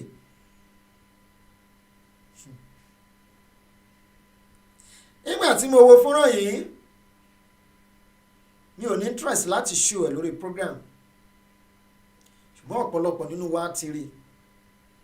Mo rí wípé lóòótọ́ wọ́n ti lè realize irú mistake wọn o, ṣùgbọ́n àwọn bàbá yìí wọn ò tí ì realize ẹ̀ tán. Kò gbóná kò tutù ni wọ́n sì ń ṣe iyèméjì. Bóyá ńgbà tó bá kàn wọ́n bíi bàbá Fáṣọ̀rántì, bóyá wọ́n á lè sọ̀rọ̀ sókè dáadáa. Torí náà, ṣẹ́rí níbi tá a bá dé yìí, tẹ́ ẹ bá bẹ̀rù láti sọ̀rọ̀, ẹ̀ẹ́kàn kú tú ẹ bí ẹdìyẹ ẹ̀ẹ́kàn kú tú ẹ bí ẹdìyẹ kí wọ́n ṣe pé bẹ́ẹ̀ ẹ̀ẹ́kàn kú lásán o á dàbí ẹdìyẹ tó kó sẹ́nu mọ́tò ẹnu táyà tí táyà mọ́tò wá tẹ̀tí gbogbo ìfun náà wá rọ́ jáde tán ọlọ́run ní jẹ́ kẹ́ẹ̀tì ká àbámọ̀ bọnú gbẹ̀yìn tẹ́ ẹ̀ bá tètè sọ̀rọ̀ sókè. bàbá Wọlé Ṣóyínká mo rí interview tẹ́ grant BBC Pidgin lénìí ẹ sọ̀rọ̀ níwọ̀nba lóòótọ́ ṣùgbọ́n gbogbo yẹn pátá ojo ni mo ṣì ń pè yín ẹ má bínú sà lóòótọ́ ẹ wà more educated and they were advanced in age ṣùgbọ́n advanced in age yìí as an educated person as an intelligent and respected human being elder statesman bàbá mo ń suggest wípé ó yẹ kẹ́ sọ̀rọ̀ jù bẹ́ẹ̀ yẹn lọ lóòótọ́ Yorùbá máa ń ṣẹ́ ọ̀rọ̀ kò sínú sọ ṣùgbọ́n àwọn kankan wà tó yẹ pé ẹ ní láti sọ láti fi encourage àwọn ọmọ yín. Have you done that? No. Or did you do that? Nínú nǹkan tẹ́ ẹ sọ mi ò mọ perspective táwọn èèyàn lè fi rí o tó lè fi wò ó but as far as I'm concerned àwa ọmọ yín lélẹ́yìí táwọn ń sọ̀rọ̀ sókè mind ohun tó bá fẹ́ ṣẹlẹ̀ kó ṣẹlẹ̀. wọ́n bá ní pé nínú àwọn tó ń sọ̀rọ̀ láwọn agbègbè ibi tí ò yẹ kéèyàn ti sọ̀rọ̀ ilẹ̀ Odùduwà yìí orílẹ̀-èdè Turkey jẹ́ ìkan nínú wọn orílẹ̀-èdè United Arab Emirates ó jẹ́ ìkan nínú wọn ṣùgbọ́n ẹ wá wò lónìí ẹ sì ní àwọn ọmọ tí wọ́n ṣe ń sọ̀rọ̀ láwọn orílẹ̀-èdè méjèèjì yìí torí Arab countries ni wọ́n bó ti jẹ́ pé Turkey ò gbàgbọ́ wọn ò fẹ́ kẹ́ ẹ máa pe àwọn ọmọ Arab nation ṣùgbọ́n ìṣesí wọn ń kọ́ wọ́n ní nípa èso wọn lẹ́ẹ̀fi mọ̀ wọ́n nípa ìwà wọn lẹ́ẹ̀fi dá wọn lẹ́jọ́ àtọ̀ sí orílẹ̀-èdè Turkey tá a ti ń sọ̀rọ̀ yìí àwọn kan sì wà lórílẹ̀-èdè Turkey lónìí tí wọ́n sọ pé ẹ máa ṣọ́ra o ẹ máa lọ sẹ́ńbásì orílẹ̀-èdè United Arab Emirates ń kọ́ bàbá wọn ọmọ borí owó wà ń bẹ̀ ó ń risk life ara ẹ̀ láti sọ̀rọ̀ sókè láti fi ẹ̀mí ara ẹ̀ lélẹ̀ láti jà fún ilẹ̀ Yorùbá yìí ṣùgbọ́n èyí tá a pè ní bàbá tẹ́ ẹ bá sọ̀rọ̀ lọ síwájú lénìí ẹ sọ̀rọ̀ padà sẹ́yìn lọ́la tẹ́ ẹ bá fi sẹ́gbẹ́ ọ̀tún lónìí ọ̀la atẹ́gùn máa gbẹ́yìn padà sápá òsì àmìyé tẹ̀ ń ṣe bí ikú adájú tẹ́ ẹ bá dúró gan ẹ kì í fẹsẹ̀ méjèèjì kẹ́ ẹ fi dúró wáwám tẹ́ ẹ bá tún wá fẹsẹ̀ méjèèjì dúró ẹni tó dúró síwájú yín kó ṣọ́ra torí ẹ lè fẹsẹ̀ kọ kó ṣubú kí lẹ wá ń ṣe gbogbo eléyìí fún nígbà táwọn ọmọ yín lè fi ẹ̀mí wa lélẹ̀ we still have longer years to spend or to live on earth èyí tí à ń wò lénìí ẹlòmíì kò ní parí ọdún yìí gan lára yín tó máa fi kú láì ṣe pé bóyá wọ́n àtáàkì wọn o ṣùgbọ́n lọ́jọ́ orí tó kù tẹ́lẹ̀dùn á máa fún kò lè kọjá ọdún tá a wà yìí èyí tó bá wá lò tán àrírú ẹ̀rí bóyá kó lo 10 years pẹ̀lú ọjọ́ orí tó ti lò nílé ayé lónìí nígbà táwa lè risk life wa tá a fi ẹ̀mí wa lélẹ̀ àbẹ́ mọ̀ pé ohun tá a ṣe ya ti fi ẹ̀mí wa lélẹ̀ ni fúnlẹ̀ Yorùbá tẹ́yìn wá sọ̀rọ̀ lọ síwájú tẹ́yìn sọ̀rọ̀ lọ sẹ́yìn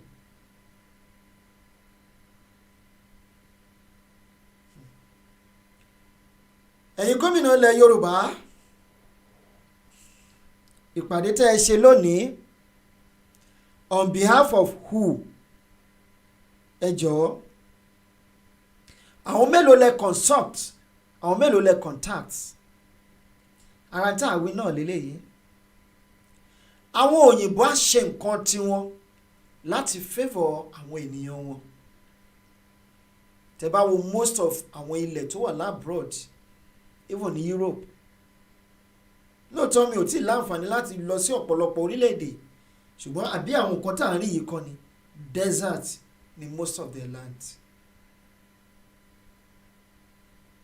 ṣùgbọ́n bílẹ̀ wọn ṣe jẹ́ desert tó jẹ́ aṣálẹ̀ tó yìí wọ́n ń gbìn wọ́n ń hù wọ́n ń so wọ́n ń kórè wọ́n fi ń bọ́ àwọn ènìyàn wọ́n fún ọ nígbé ayé tó rọrùn. bọ́n ṣe ń ṣe tó yìí táwọn aráàlú bá ní nǹkan báyìí làwọn fẹ́ tíjọba ò bá lágbára láti ṣetán ìjọba pè wọ́n á bá wọn sọ̀rọ̀ ní tùbínùbí tó máa fẹ́ ṣòfin wọ́n á kàn sí àwọn aráàlú ní bí wọ́n ṣe ń ṣe wọ́n ní process tí wọ́n ń take ṣùgbọ́n ẹ̀yin wá dìde ẹni wọ́n Nàìjíríà lẹ́yìn wà fún àbí Yorùbá ní ikú tó pẹlẹ́dìẹ ò gbọ́dọ̀ pe léwúrẹ́ ṣùgbọ́n ikú tó pẹlẹ́dìẹ yìí wàláhì á pe léwúrẹ́ yín á pa lágùntàn yín á po ní màálùú yín láìpẹ́ pẹ̀lú gbogbo nǹkan tá a ṣe ń sọ yìí ẹni wọ́n Nàìjíríà lẹ́yìn wà after.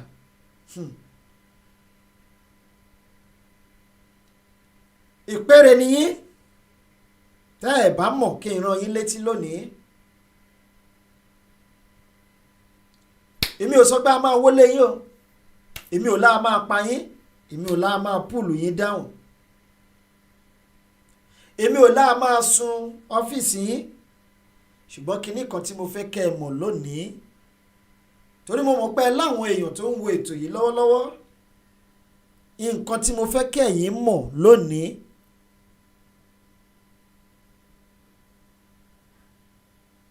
nígbà tí omi yìí bá gbóná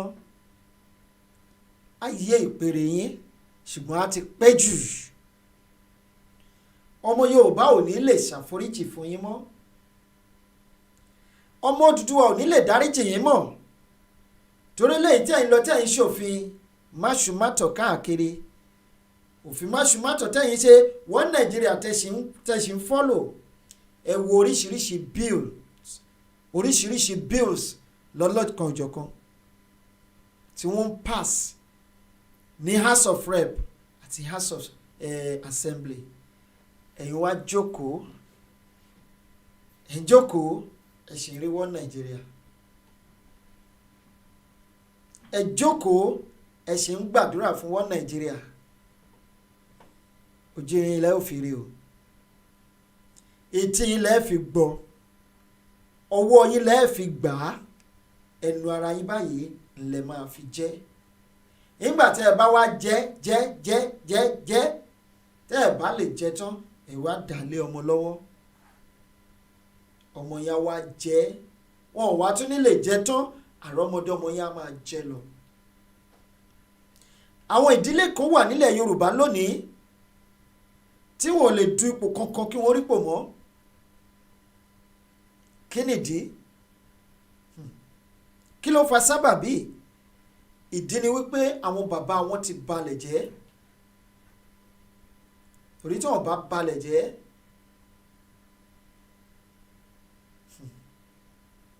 kì í yẹ kí Yorùbá pa wọ́n ti sẹ́gbẹ̀ẹ́ kan kódà àwọn ọmọ wọn gan ò ní fẹ́ jáde mọ́ bẹ́ẹ̀ la dẹ̀ sì ráwọn kan jẹ́ pé orúkọ bàbá wọn tí wọ́n jẹ́ ọmọbìnrin náà wọ́n sì tún jẹ́ orúkọ bàbá wọn mọ́ orúkọ kí ló fà á torí iṣẹ́ rere tí bàbá wọn ti ṣe sílẹ̀. ẹ̀yin ọmọ Yorùbá níbikíbi tẹ́ ẹ bá wà lórígun mẹ́rin àgbáyé ṣẹ̀rẹ́ àwọn gómìnà yín yìí ẹ má dá wọn lóhùn aláàrù tó ń jẹ búrẹ́dì ni wọ́n ayé ń lé wọn wọ́n ń ṣe slow motion ayé ń ṣe wọ́n ń lo oògùn ẹ̀jẹ̀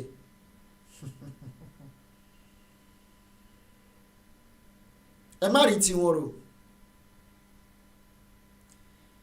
kíní kan tún wà lónìí torí mi ìfẹ́ dá wa lágara tó bá ti kù ìṣẹ́ bá ti di ìṣẹ́jú mẹ́ẹ̀ẹ́dọ́gbọ̀n sásìkò tá a wà yìí máa round up. ẹ̀yin àgbààgbà ilẹ̀ Yorùbá mo tún fẹ́ bá yín wí lẹ́ẹ̀kan sí lálẹ́ òní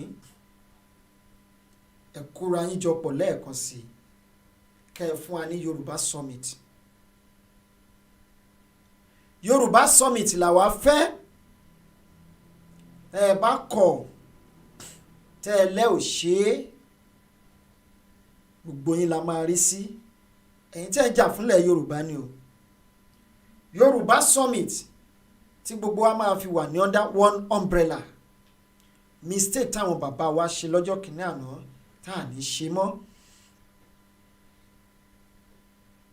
mistake tí wọ́n ṣe lọ́jọ́ kìíní àná tá à ní ṣe mọ́ àṣìṣe Akíntọ́lá àti Awólọ́wọ̀ ló kó wa sínú yọ́yọ́ tó kó wa sínú ìyọnu báyìí wọ́n lo àwọn méjèèjì dẹ̀ fọ́ sínú trap tí wọ́n set fún wọn ká nígbà tí bàbá Awólọ́wọ̀ ti lọ sí center tí wọn ò win kó rọra padà wá sílé kó jókòó tí wọ́n jẹ́jẹ́ kó máa pàṣẹ lókè ìbámà ti dùn mo mọ̀ pé nígbà tí bàbá Akíntọ́lá bá máa fi parí tenure ẹ̀ tí bàbá Awólọ́wọ̀ bá gbé àpótí á wọlé ọ̀nà post ṣùgbọ́n nítorí pé mi ò fẹ́ gbà ìwọ náà ò ní gbà èmi mo fẹ́ dolórí ìwọ ló fẹ́ dolórí ẹ wo ibi tó já wa sí. ìjà yìí ló lead to the coup tó ṣẹlẹ̀ ní January 15 1966 ní ohun tí àwọn Igbo àti Hausa tí wọ́n ti ń plan tipẹ́tipẹ́ pé kó dissolve regional system of government ní wọn ò rí ṣe òjò wá rọ̀ ó pa àlàpà wa ó wá di ohun àmúgùnfẹ́wúrẹ́ ògiri wa wà lanu aláàmúwárá ìràpálá wa nú ògiri wa ẹ wá wo ibi tó já wa sí lónìí wọ́n já wa sí oh God òkà nígbà tí bàbá Awólọ́wọ̀ dé ńgbà yẹn tí Akíntọ́lá sọ wípé tọ̀ ẹ̀jẹ̀ ń fi àmọ́ pé kò ní rọrùn ká ti wá ní pé nígbà tí wọ́n tún wá parí ìjà yìí fún wọn tó ní kí bàbá Akíntọ́lá ó bẹ Awólọ́wọ̀ tó bẹ Awólọ́wọ̀ káwólọ́wọ̀ náà má fi àrùn kan sí pé kó lọ form another party regional system of government tá a bá tẹ̀ máa jọ wà nínú Nàìjíríà a sì máa take effect to today in fact gẹ́gẹ́ bí development ṣe ń lọ nígbà náà lọ́hùn ibi tá a bá ti dé lónìí gbogbo ayé ni ìbá máa wárí fún wa.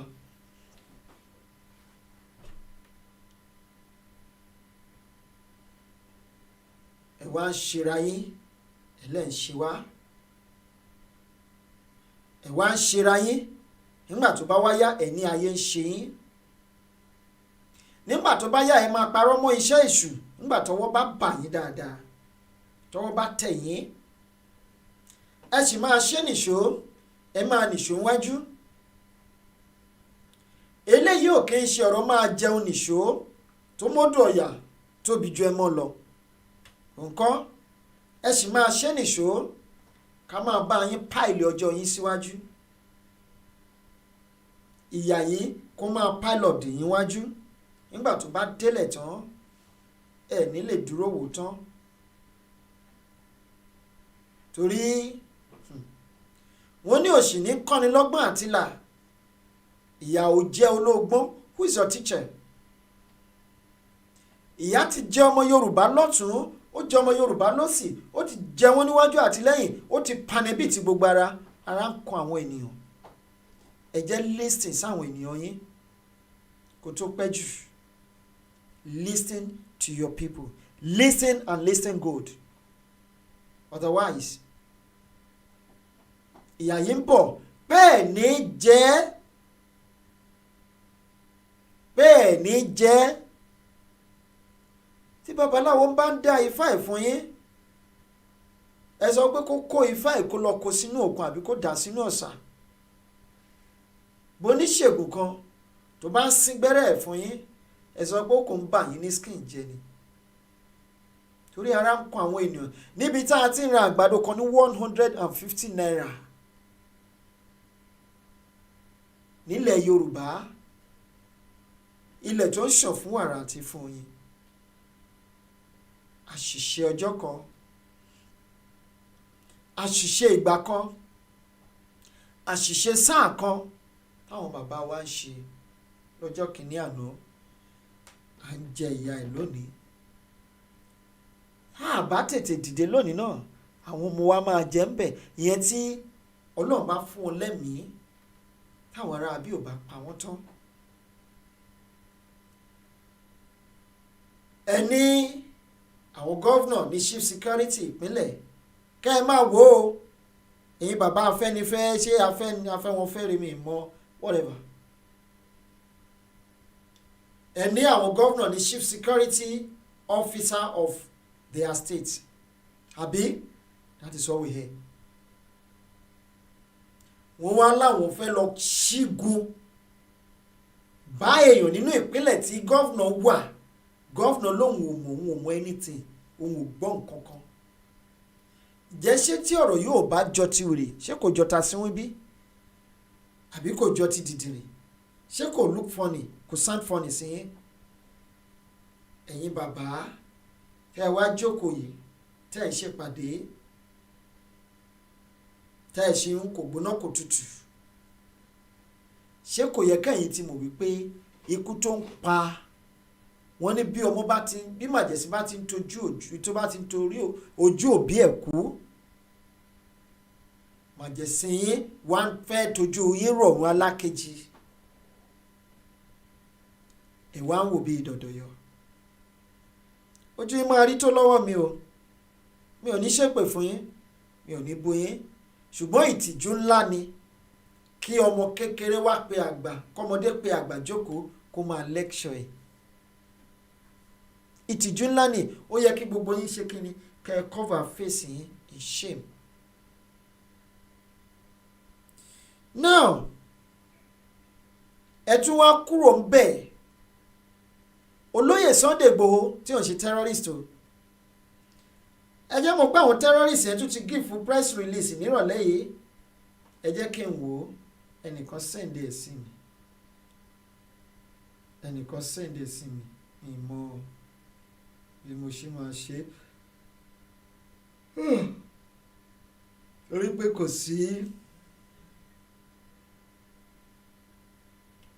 sí network lórí fóònù yẹn báyìí. ẹ jẹ́ kí n mọ̀ bí ó máa ṣí, ẹ yẹ kó ṣí. ẹ máa gbọ́ o ẹ̀yin èèyàn wa, ẹ máa gbọ́ o. níbi tí àwọn darandaran tí wọ́n ti ń darí yín tí ẹ̀yin bàbá tẹ́ ẹ dẹ̀ tún gbàgbọ́ nínú wọ́n Nàìjíríà ṣe bí wọn ní tó bá lé ewúrẹ́ kan ògiri pé ó yẹ kó pa ojú dà.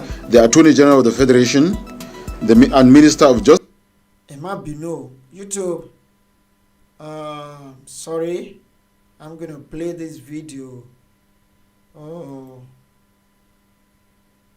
èmi kàn fẹ́ kí gbogbo yín kàn rí ojú wọn briefly, ẹ bá ti rí ojú wọn briefly, so I will now go on nínú nǹkan tí mo fẹ́ sọ. now àwọn darandaran tí wọ́n darí yín ní location 419 àwọn nìyẹn. ẹ máa gbọ́ communique, wọ́n tún congratulate Buhari fún gbogbo atrocity tó ń perpetrate. ẹ̀yin bàbá kan wá jókòó sí ibì kan, ẹ̀ wá ní wọ́n Nàìjíríà lẹ́sìn wá fún wọ́n Nàìjíríà my foot. ẹ̀yin wá ń sọ pé ó ṣeé ṣe gan kó jẹ́ Nàìjíríà máa pín. ẹ ṣe ń contemplate, ẹ jáde kẹ́ affirm statement yín, ẹ sọ̀rọ̀ yín affirmatively. if you know you have the love of Yoruba at heart. now ẹ jẹ́ ká gbọ́. Today we are here to congratulate the President and Commander-in-Chief of the Armed Forces of the Federal Republic of Nigeria, Muhammadu Buhari, and all security agencies, the Attorney General of the Federation, and Minister of Justice, Abubakar Malami. wọ́n tún congratulate Buhari for perpetrating evil, for committing murder, for supporting terrorists, for sponsoring terrorist organization. Want to congratulate ẹ̀yin wá jókòó sójú kan ẹ wá ń ṣe ẹ wá ń jíròrò ẹ wá ń lament. Is that what we need for now? At this point in time, is that what we need? Or we need to rise up to the occasion? In fact, ìṣe ló yẹ kí inú yín máa dùn wípé àwọn ọmọ yín dìde láti jà fún yín. Àwa ń mú orí yín. Ẹni bàbá ọ̀nà lélẹ̀ yìí o, ẹ̀yin bàbá wa ẹ̀yin ìyá wa, ọ̀nà lélẹ̀ jẹ́ ká máa tọ́ lọ. Ẹ wá ń fi ọ̀nà lẹ̀ wá forí lẹ́nu gbé wá mórí légbó. Ẹ jọ̀ọ́, ta ni Àdàmú nínú ẹ̀yin àti àwọn ará bí yìí? For the gigantic achievement that gigantic achievement ẹ bá mi wá jáde nínú dictionary. Àwọn tí wọ́n ń control yín, tí wọ́n ń control ẹlẹ́dàá yín, tí wọ́n ń control gbogbo nǹkan tó belong to you, àwọn nìyẹn. Gigantic achievement. Ẹ̀yin bàbá ẹ ronú yín wò kó tó pẹ́. Ẹ ṣe kí ni ẹ ronú yín wò kó tó pẹ́. That would go a long way in reducing the rate of insecurity which led to loss of lives and properties in Nigeria. Yes. Security of the country. Very good indeed. Very perfect. Everything is okay now. There's peace in the land now, right? But don't forget, 2 days ago, wọ́n kidnap àwọn ọmọ kéékèèké nínú hospital.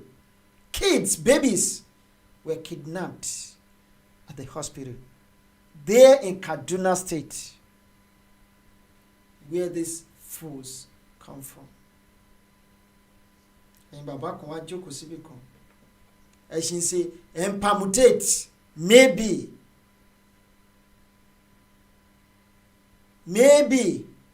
but maybe. Let's continue with the video. We are also calling on the federal government not only to prosecute Nnamdi Kanu, but to also do a thorough forensic investigation on the sponsors of IPOB/ESN terrorist organizations, so as to bring them to face justice as they. I don't blame this guy. I blame the leaders of Igbo. The Igbo leaders. I blame them. In fact, I'm highly disappointed in them. And it's a shameful thing for someone that is fighting for your freedom, was being kidnapped near another country and brought down, bungled into the country. They smuggled him into the country like chicken. Ẹ̀dẹ̀ tí wọ́n sọ wípé imprison him, jail him. Ẹ máa kú ní sínú ìyà. You are going to die in poverty, suffering, and at the end of the day, if care is not taken, if you should continue this way, I'm afraid your life, your land, everything about you is already in the hands of Fulani, Miyetti Allah, ISIS, Boko Haram, herdsmen, the terrorists.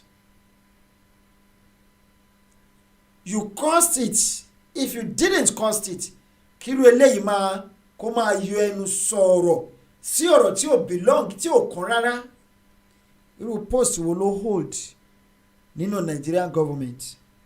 But these are the people that are making your decision for you. These are the people that tell you what to do. And you call yourself an educated fellow? You call yourself a civilized people? You call yourself an intelligent, you call yourself intelligent set of people? Where is your intelligence? Where is your education? Where is your advancement? Please show me. You call these people mumu, but they control you. Ọmọ kékeré wọn tó bá pronounce nǹkan jáde, the government will do it. But you, as an elderly person,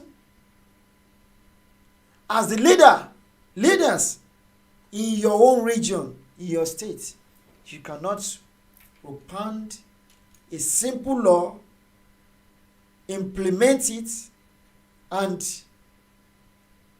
execute it.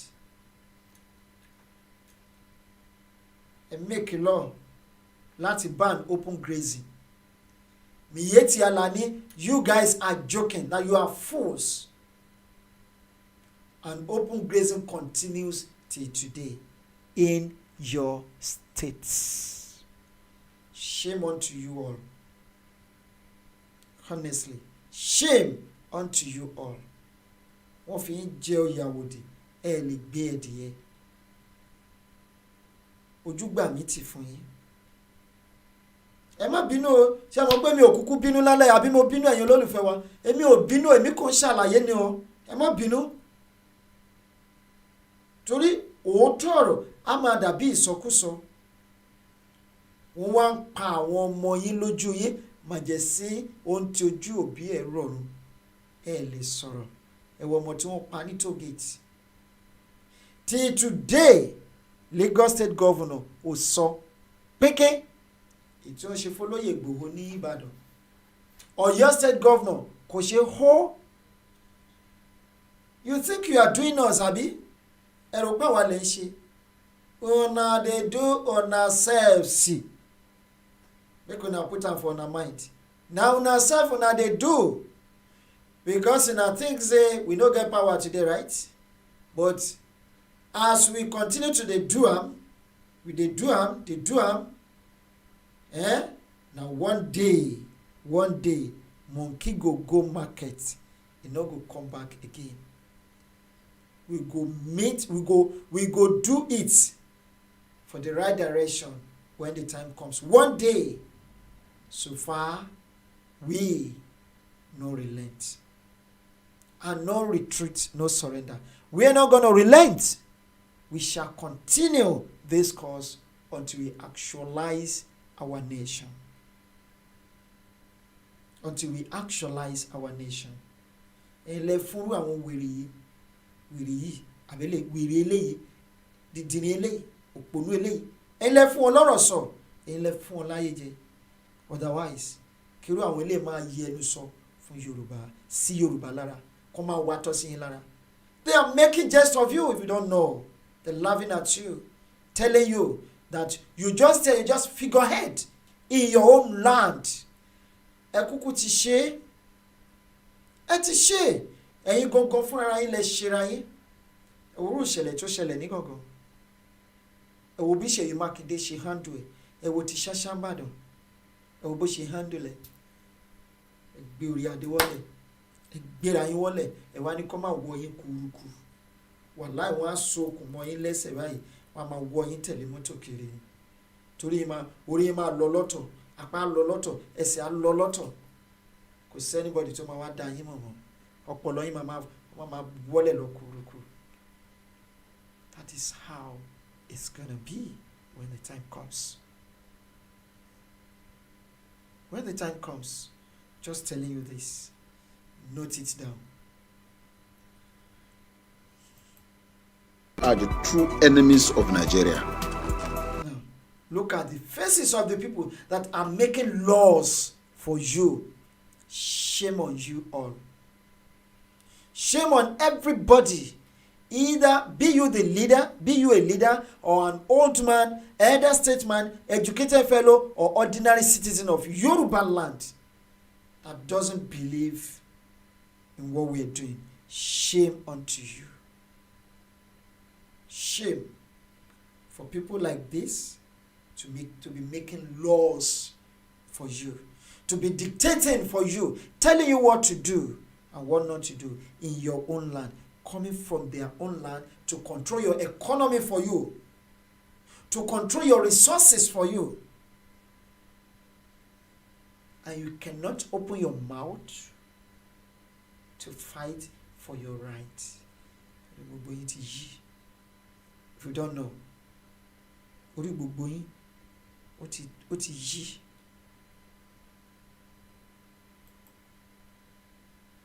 that we declared Nnamdi Kanu wanted a fortnight ago. Now, listen to that statement. Listen to that statement. That we declared Nnamdi Kanu wanted a fortnight ago. What's the meaning of fortnight? 2 weeks ago. And these are the people that are making laws for you. These are the people that are dictating for you. Or the one that mamule. Do you enter professor ni? Son ni? Son that doesn't know his rights.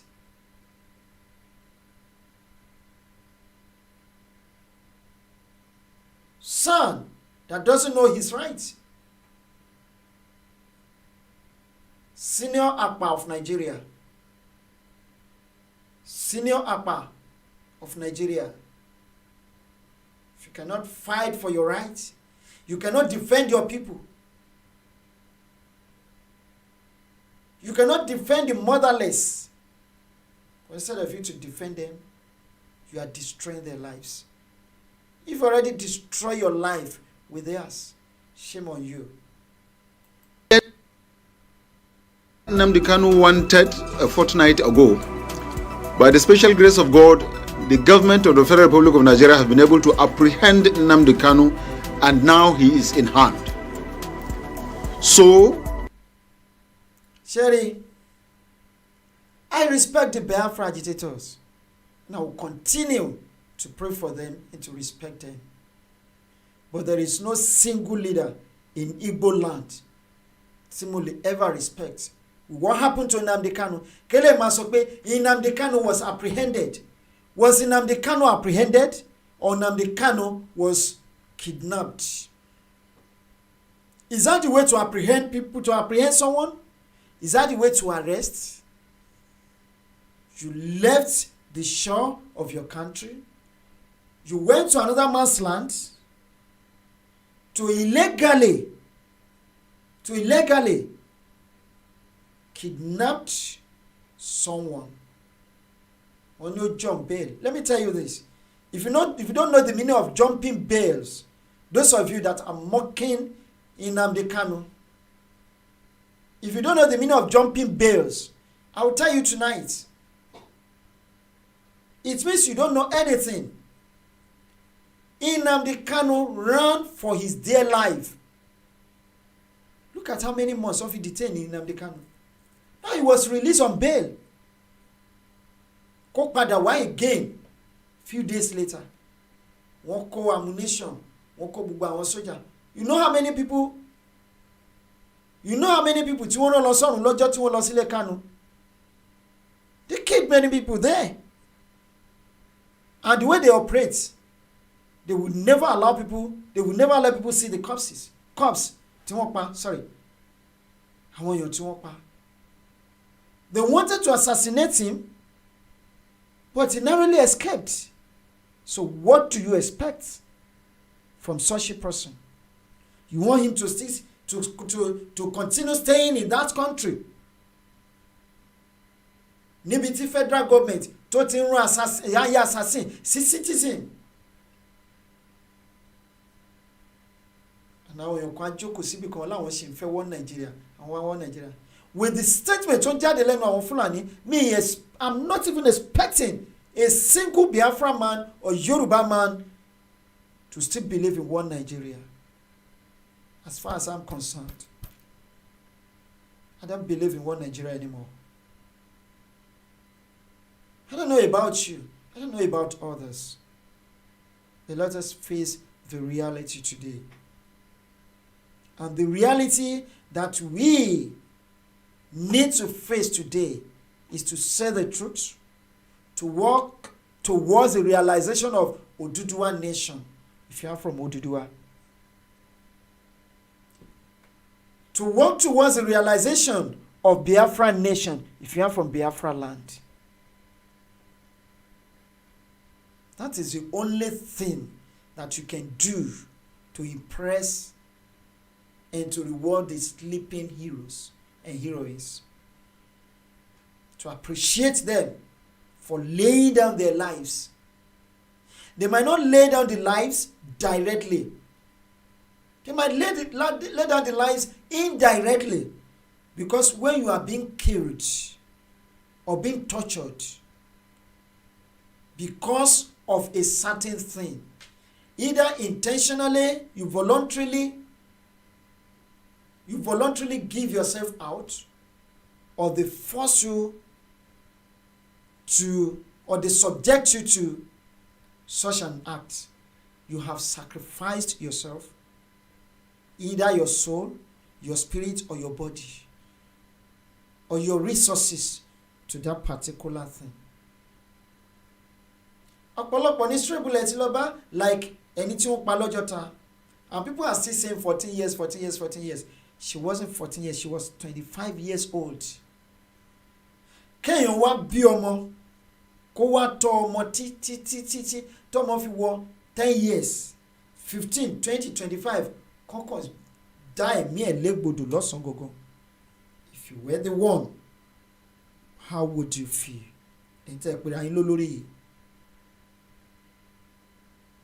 Now, what happened to Nnamdi Kanu? Can it happen? Do you pray that such a thing should happen to your child? We are saying that it is not only about prosecuting Nnamdi Kanu. Prosecuting Nnamdi Kanu is just one aspect of it. But there are persons we believe that are sponsoring Nnamdi Kanu that is perpetrating this act. For things to go right, for peace to reign, for Nigeria to continue to be the way it should be, the government should intensify and do a forensic investigation of who are the sponsors of Nnamdi Kanu. It is very, very important. Now, you want to find out who are the sponsors of Nnamdi Kanu, but you never bother to find out who are the sponsors of the Boko Haram, the sponsors of ISWAT, the sponsors of ISIS, the sponsors of herdsmen. And you know them, you visit them,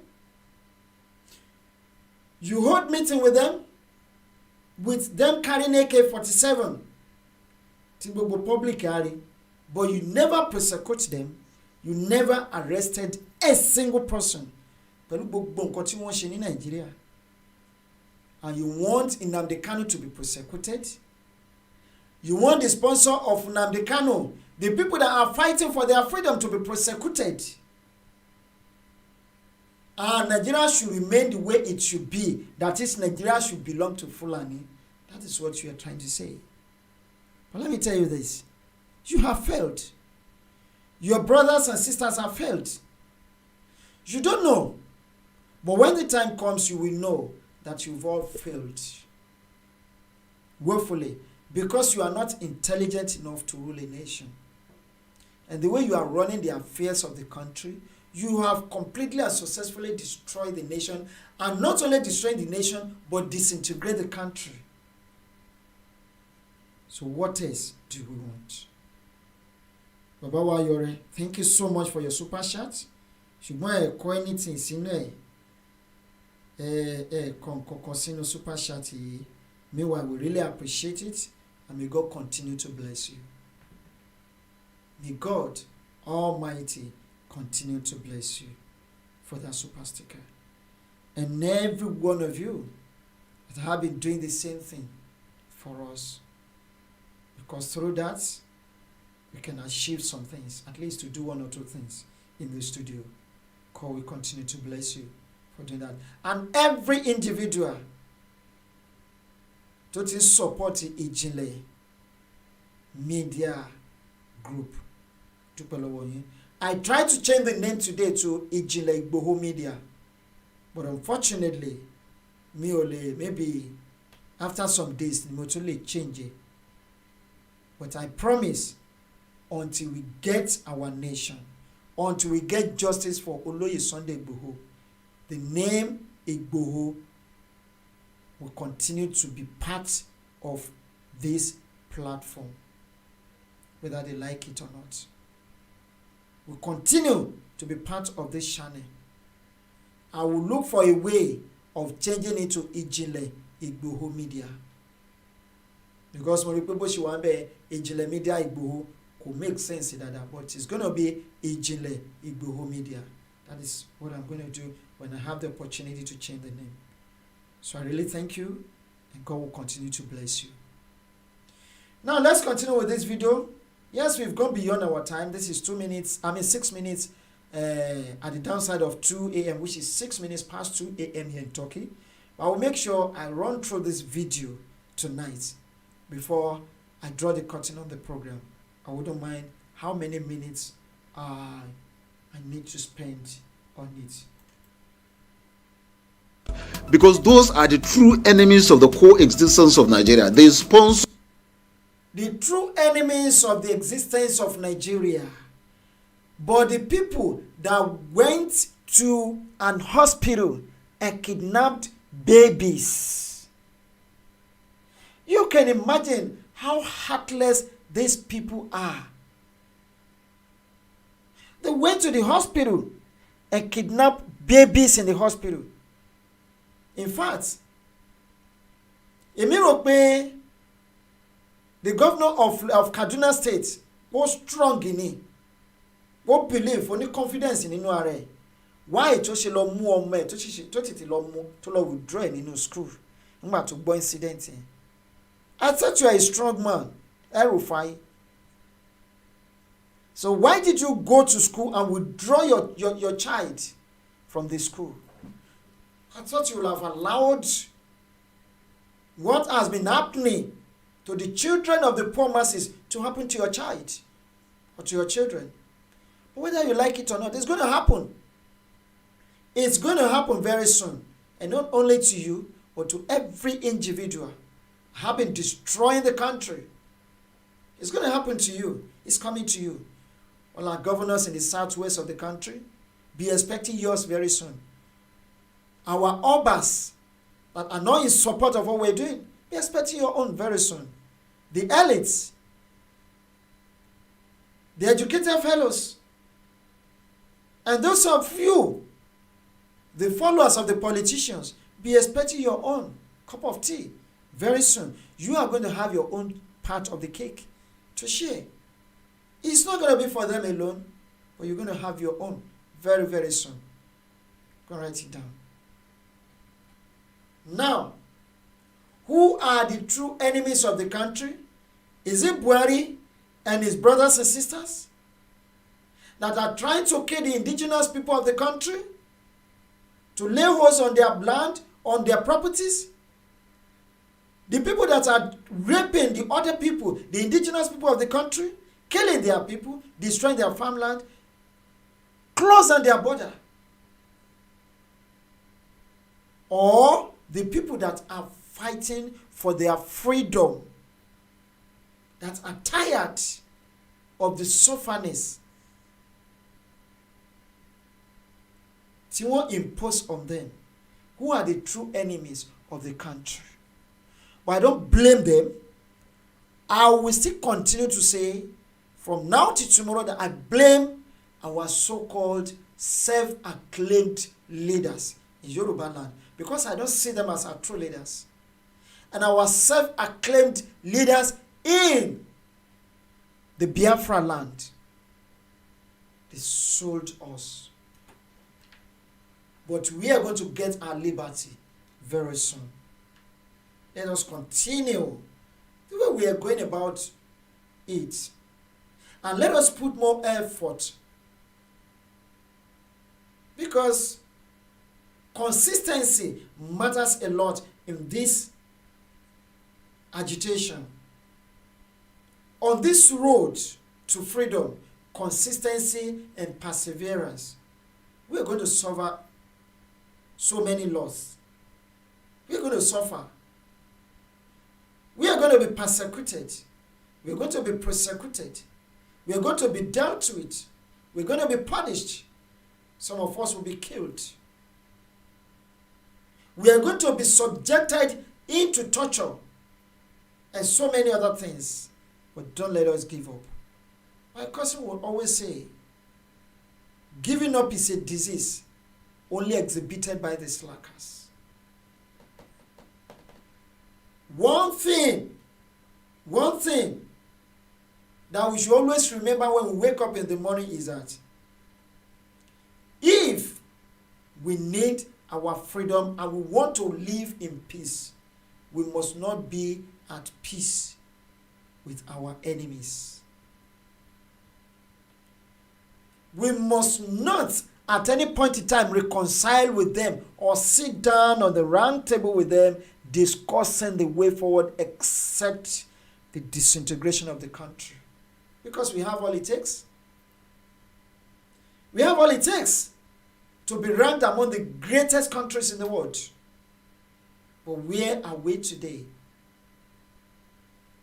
The capital of poverty in the whole world. A whole giant of Africa. What a shameful title. What a shameful title given to the #1 economic country in the world. What a shameful title. And some people are still boasting. Happy. Carry their shoulders high. Hearing that name alone should be enough for us to sit down and sober, start crying. And it's here they were supposed to have been sold and use the money to buy lantern, to purchase lantern.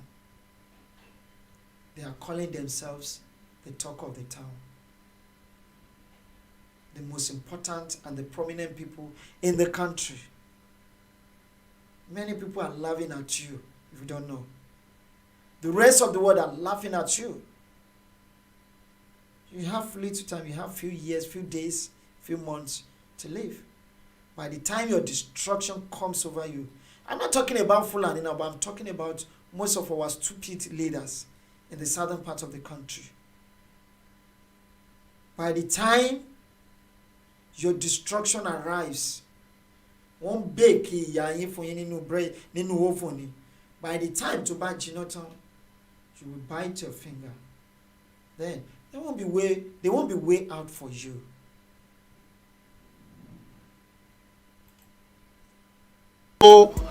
A very wrong thing. They are sponsoring secessionist agenda. They are sponsoring the killings and destructions of property. Now, secessionists, stupid, idiot. Are we fighting for secession? We are fighting for our land, freedom. We are agitating for our own nation.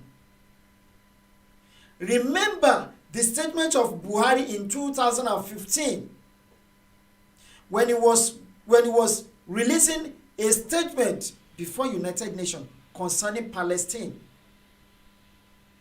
If you don't know, go back and listen to that video. I'm not going to play the video here tonight. I have the video on me. I have the video with me. But remember what he said.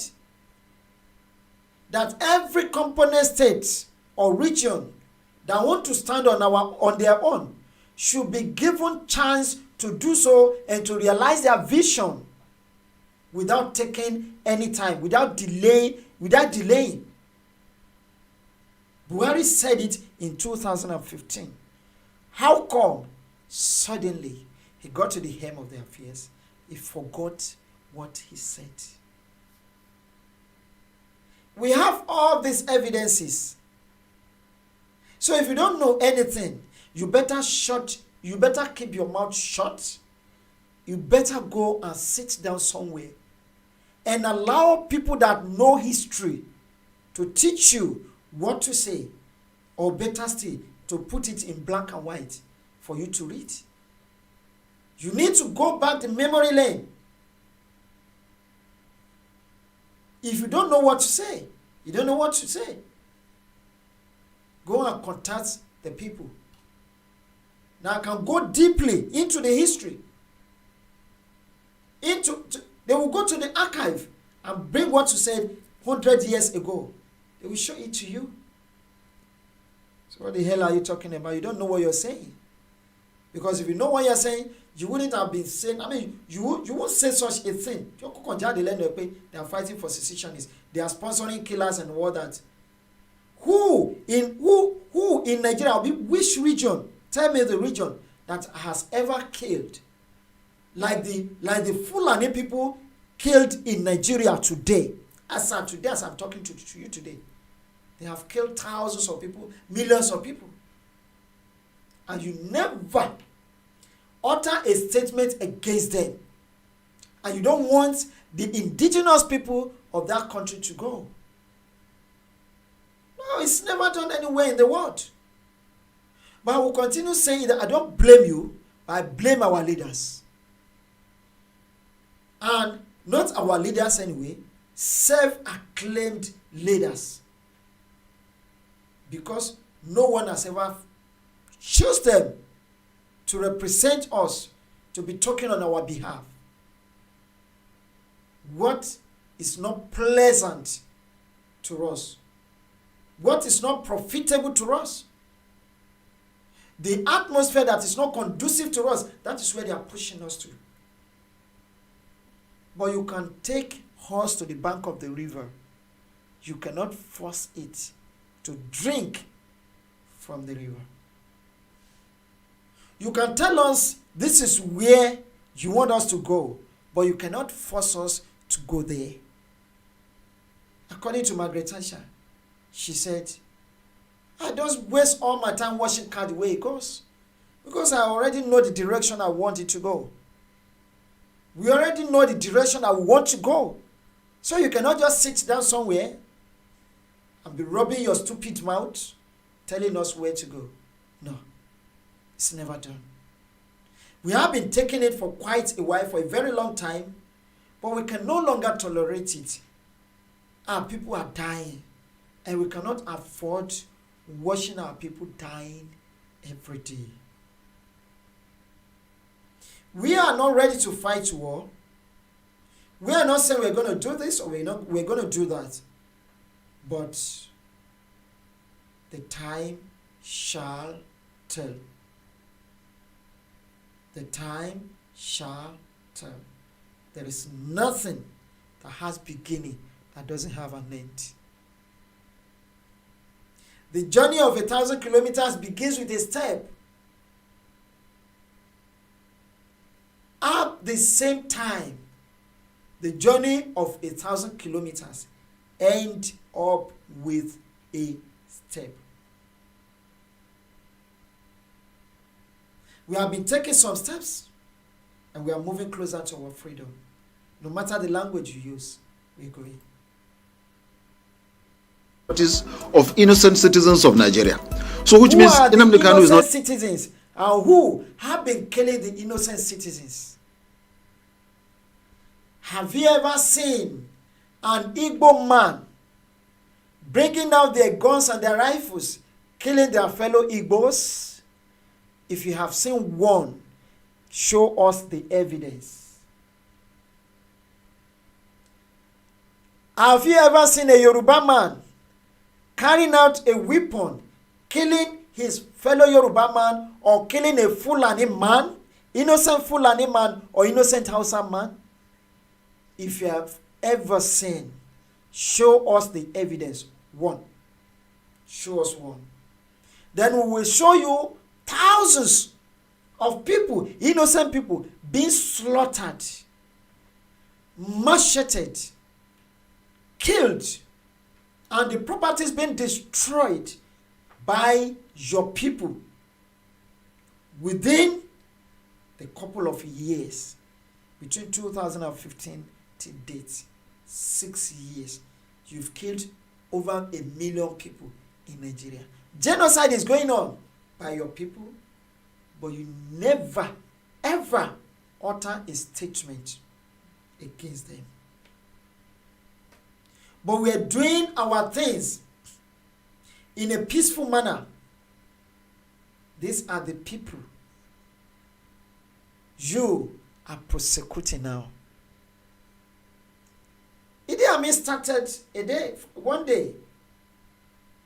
Well, look at what eventually happened to Idi Amin. Learn lesson from your brother Abacha. What happened to Abacha at the end of the day? He died like a fowl, like a chicken. He died like a chicken.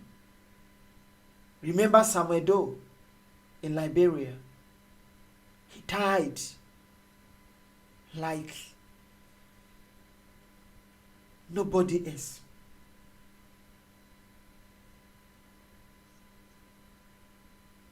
Remember those people. But Babangida was more powerful than you. What eventually happened to him? He was being forced out of the seat. And look at his condition today. Learn from the past leaders that have done what Buhari is doing today. He cannot achieve it. He's a failure. He cannot achieve it. Not when our current youths are still alive. Alone in this, he has collaborators, he has sponsors. We are saying the government should fish out, do a forensic investigation and fish out who are the sponsors of Nnamdi Kanu, who are the people financing him, who are the people supporting him, either within or outside Nigeria. And come and arrest everybody.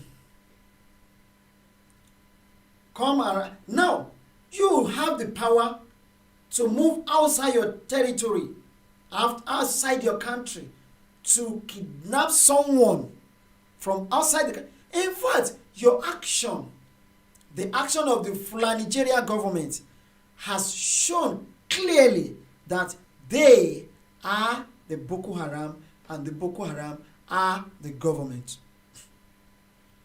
You can do this.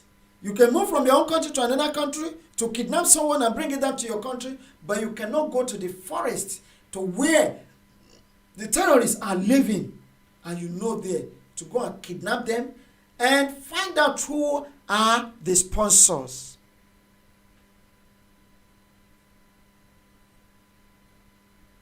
That really shows how idiotic our leaders are. How mediocre they are. They are all handicaps in besides. If not, especially our leaders in the southern part of the country, they will have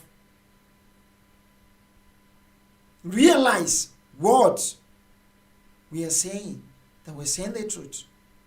Yes, I know they know that we're saying the truth and we're doing the right thing. But because of what? What did Jedo do? Otherwise, come and sorrow. Come and see anybody to my utter statement. Yes, just came out today. She's yesterday now. after discovering that, we are requesting that the federal government make it public for every Nigerian to know who are the true enemies of Nigeria.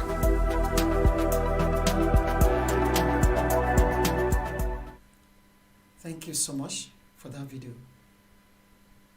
Not only the federal government of Nigeria, but wọ́n ní òṣàbò ò lè gbè mí àfi mí lẹ̀ bó ti bá mi. not only that, we already know the true enemies of the country. That is why we want to move away, step aside. We want to stay on our own from the enemies of the country. Ẹ jẹ́ kí a ka àwọn nǹkan tó wà lójú àgbàgbé ká máa dágbére lórí ètò yìí lónìí wẹ́rẹ́wẹ́rẹ́ ẹ̀yin èèyàn wa. It might take us 5 minutes, it might take us 10 minutes. Tèmiládé ìyá wa ṣeun wọ́n ní let's keep the Yoruba nation pressure on to the international bodies and Western countries governments as well as to our Yoruba traditional leaders stroke political elites. Wọ́n ní ẹ kú iṣẹ́ takuntakun ẹ ṣé gan ni.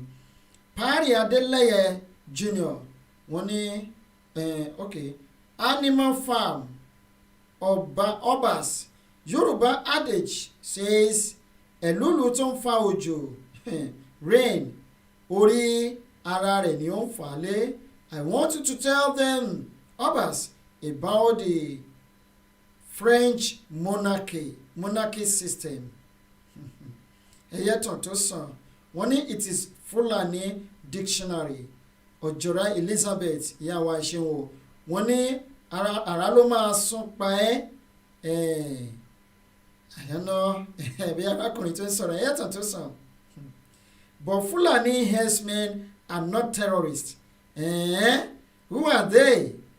Ẹyẹ tàn tó sàn wọ́n ní àṣẹ ìyàwó ọ̀jọ̀ra Elizabeth wọ́n ní rárá o wọ́n ní orílẹ̀-èdè Yorùbá la fẹ́. Ìyàwó Adéníkẹ́ Obe wọ́n fún wa ní love ẹ ṣeun o. K.A. Gansalo wọ́n ní well done. Ìyàwó Victoria Fáṣẹ́mọ̀ wọ́n ní wọ́n ti forí àwọn àgbà àti governors Yorùbá gbá pààrọ̀. Ìyàwó bàbá wa Ayọ̀rẹ́ wọ́n ní ẹ̀kọ́ ètò olóòtú lẹ́yìn tí wọ́n sọ eléyìí wọ́n fún wa ní $10 super sticker ẹ ṣé gan. Bàbá wa Ayọ̀rẹ́ wọ́n ní what a disgrace. Ìyàwó Kadijat wọ́n ní ẹ kú iṣẹ́ takuntakun bàbá Marcus Ìjìnlẹ̀. Bàbá wa Ayọ̀rẹ́ wọ́n ní we just need to remove the traitors among us to break away from the mad people. Ìyàwó Kadijat wọ́n ní I stand with Sunday Igboho Oshao. Thank you so much and God bless you for standing with Sunday Igboho. Bàbá wa Ayọ̀rẹ́ wọ́n ní they are marauders. They only know how to destroy it. Wọ́n ní stand hashtag I stand with Chief Sunday Igboho. Thank you. Okay. Ìyàwó Victoria Fáṣẹ́mọ̀ wọ́n ní if all citizens are killing, who are the governors going to lead? If all the citizens are killed, who are the governors going to lead? Abiodun Eshenwo wọ́n ní don't mind this now. Na bastard this cow bastard animals. Ìyàwó Kadija Esheun ẹ ti delete message yẹn. Abiodun 60 wọ́n ní I stand with Igboho 100%. Bàbá Ayọ̀rẹ́ wọ́n ní we have to break away from these okay, thank you so much. Wọ́n ní we should blame the traditions, the traitors among us. Bàbá Ayọ̀rẹ́ wọ́n ní they can talk on TV, carry AK-47. The people are working freely. The people and work freely, but we are not allowed one Nigeria. We were not allowed one Nigeria indeed. Ìyàwó Fúnkẹ́ Gíwá wọ́n ní good job. Ìyàwó Victoria Fáṣẹ́mọ̀ wọ́n ní our leaders are turned into Dobosiyesa. Ìyàwó Fúnkẹ́ Gíwá wọ́n ní I stand with Sunday Igboho. Adébọ́lá Olúròmbí wọ́n ní I stand with Sunday Igboho 100%. Ẹ̀yin èèyàn wa a dúpẹ́ lọ́wọ́ yín lónìí níbi tí àbàdé aago 2 ó kọjá ìṣẹ́jú 29 ká fi gígùn lónìí ká lọ fara rẹ̀ lélẹ̀ tó bá di ọ̀la a máa tẹ̀síwájú níbi tá àbàdé ṣùgbọ́n ẹ sọ fún gbogbo àwọn olórí yìí kí wọ́n ṣọ́ra ṣe wọ́n ní kékeré kan kó ṣọ́ gígùn kó má bàa gògì aládé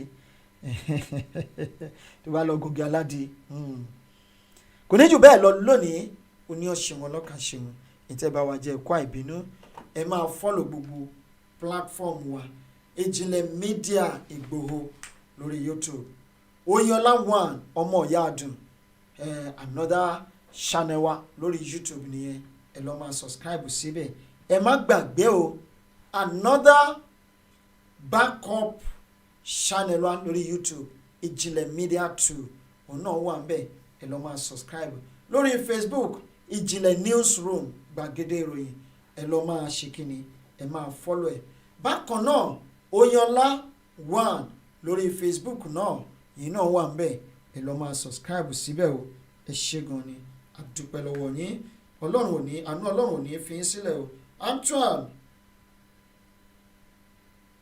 oníṣoṣù wọn ní ẹkú ètò sà ẹ má bínú tá a bá pe orúkọ yín dáadáa yàwá Kàdíjà àti ẹ ṣeun wọn ní ó dàárọ̀ ẹ ká gbọ́ orin ilẹ̀ Odùduwà ẹ̀yin èèyàn wa ká tún máa lọ ẹ ṣáà rí pa àpariwo lónìí àbí ṣe bá àpariwo sọ̀rọ̀ tá a sọ lónìí ṣé ó ṣó wà òkè díẹ̀ tó bá wà òkè ẹ bá wa tẹ 1 ká fún yín ní ìṣẹ́jú kan kí ẹ bá wa fi tẹ 1 ẹ̀yìn tí nǹkan tá a sọ lónìí tó bá make sense díẹ̀ tó ń ṣe pé bí a kàn sọ̀rọ̀ sátẹ́gùn àfẹ́yàn 5 péré kí wọ́n bá wa tẹ 1 wọ́n sáré tẹ 1 yẹn ní wàrà kó tẹ̀léra wọn àbá ti rí 1 yẹn 5 àjẹ́ wípé tọ̀ ó tẹ́ yín lọ́rùn ni ṣùgbọ́n tí ò bá tẹ́ yín lọ́rùn ẹ tẹ 2 tá a bá ti wá rí lẹ́yìn ìṣẹ́jú kan a máa ṣe kíni a máa kàngara wa a máa lọ àjẹ́ wípé you neither believe it you neither enjoy the program for today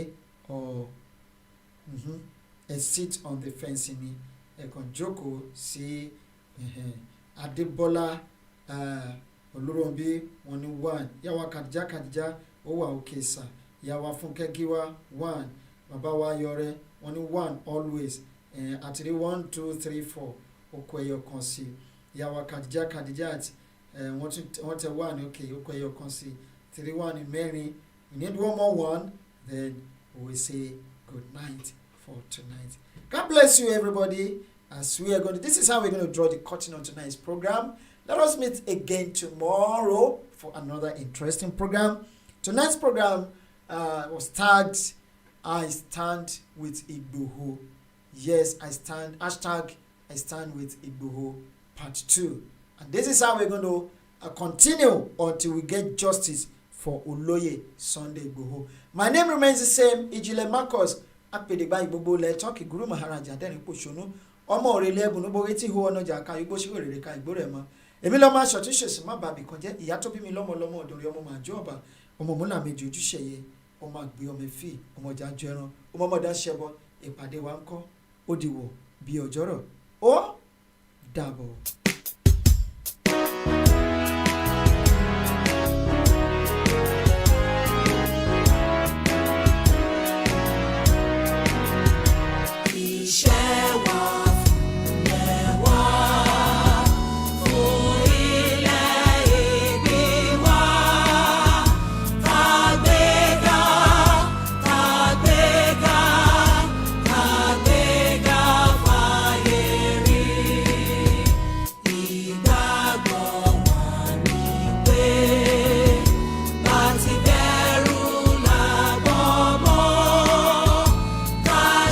Share.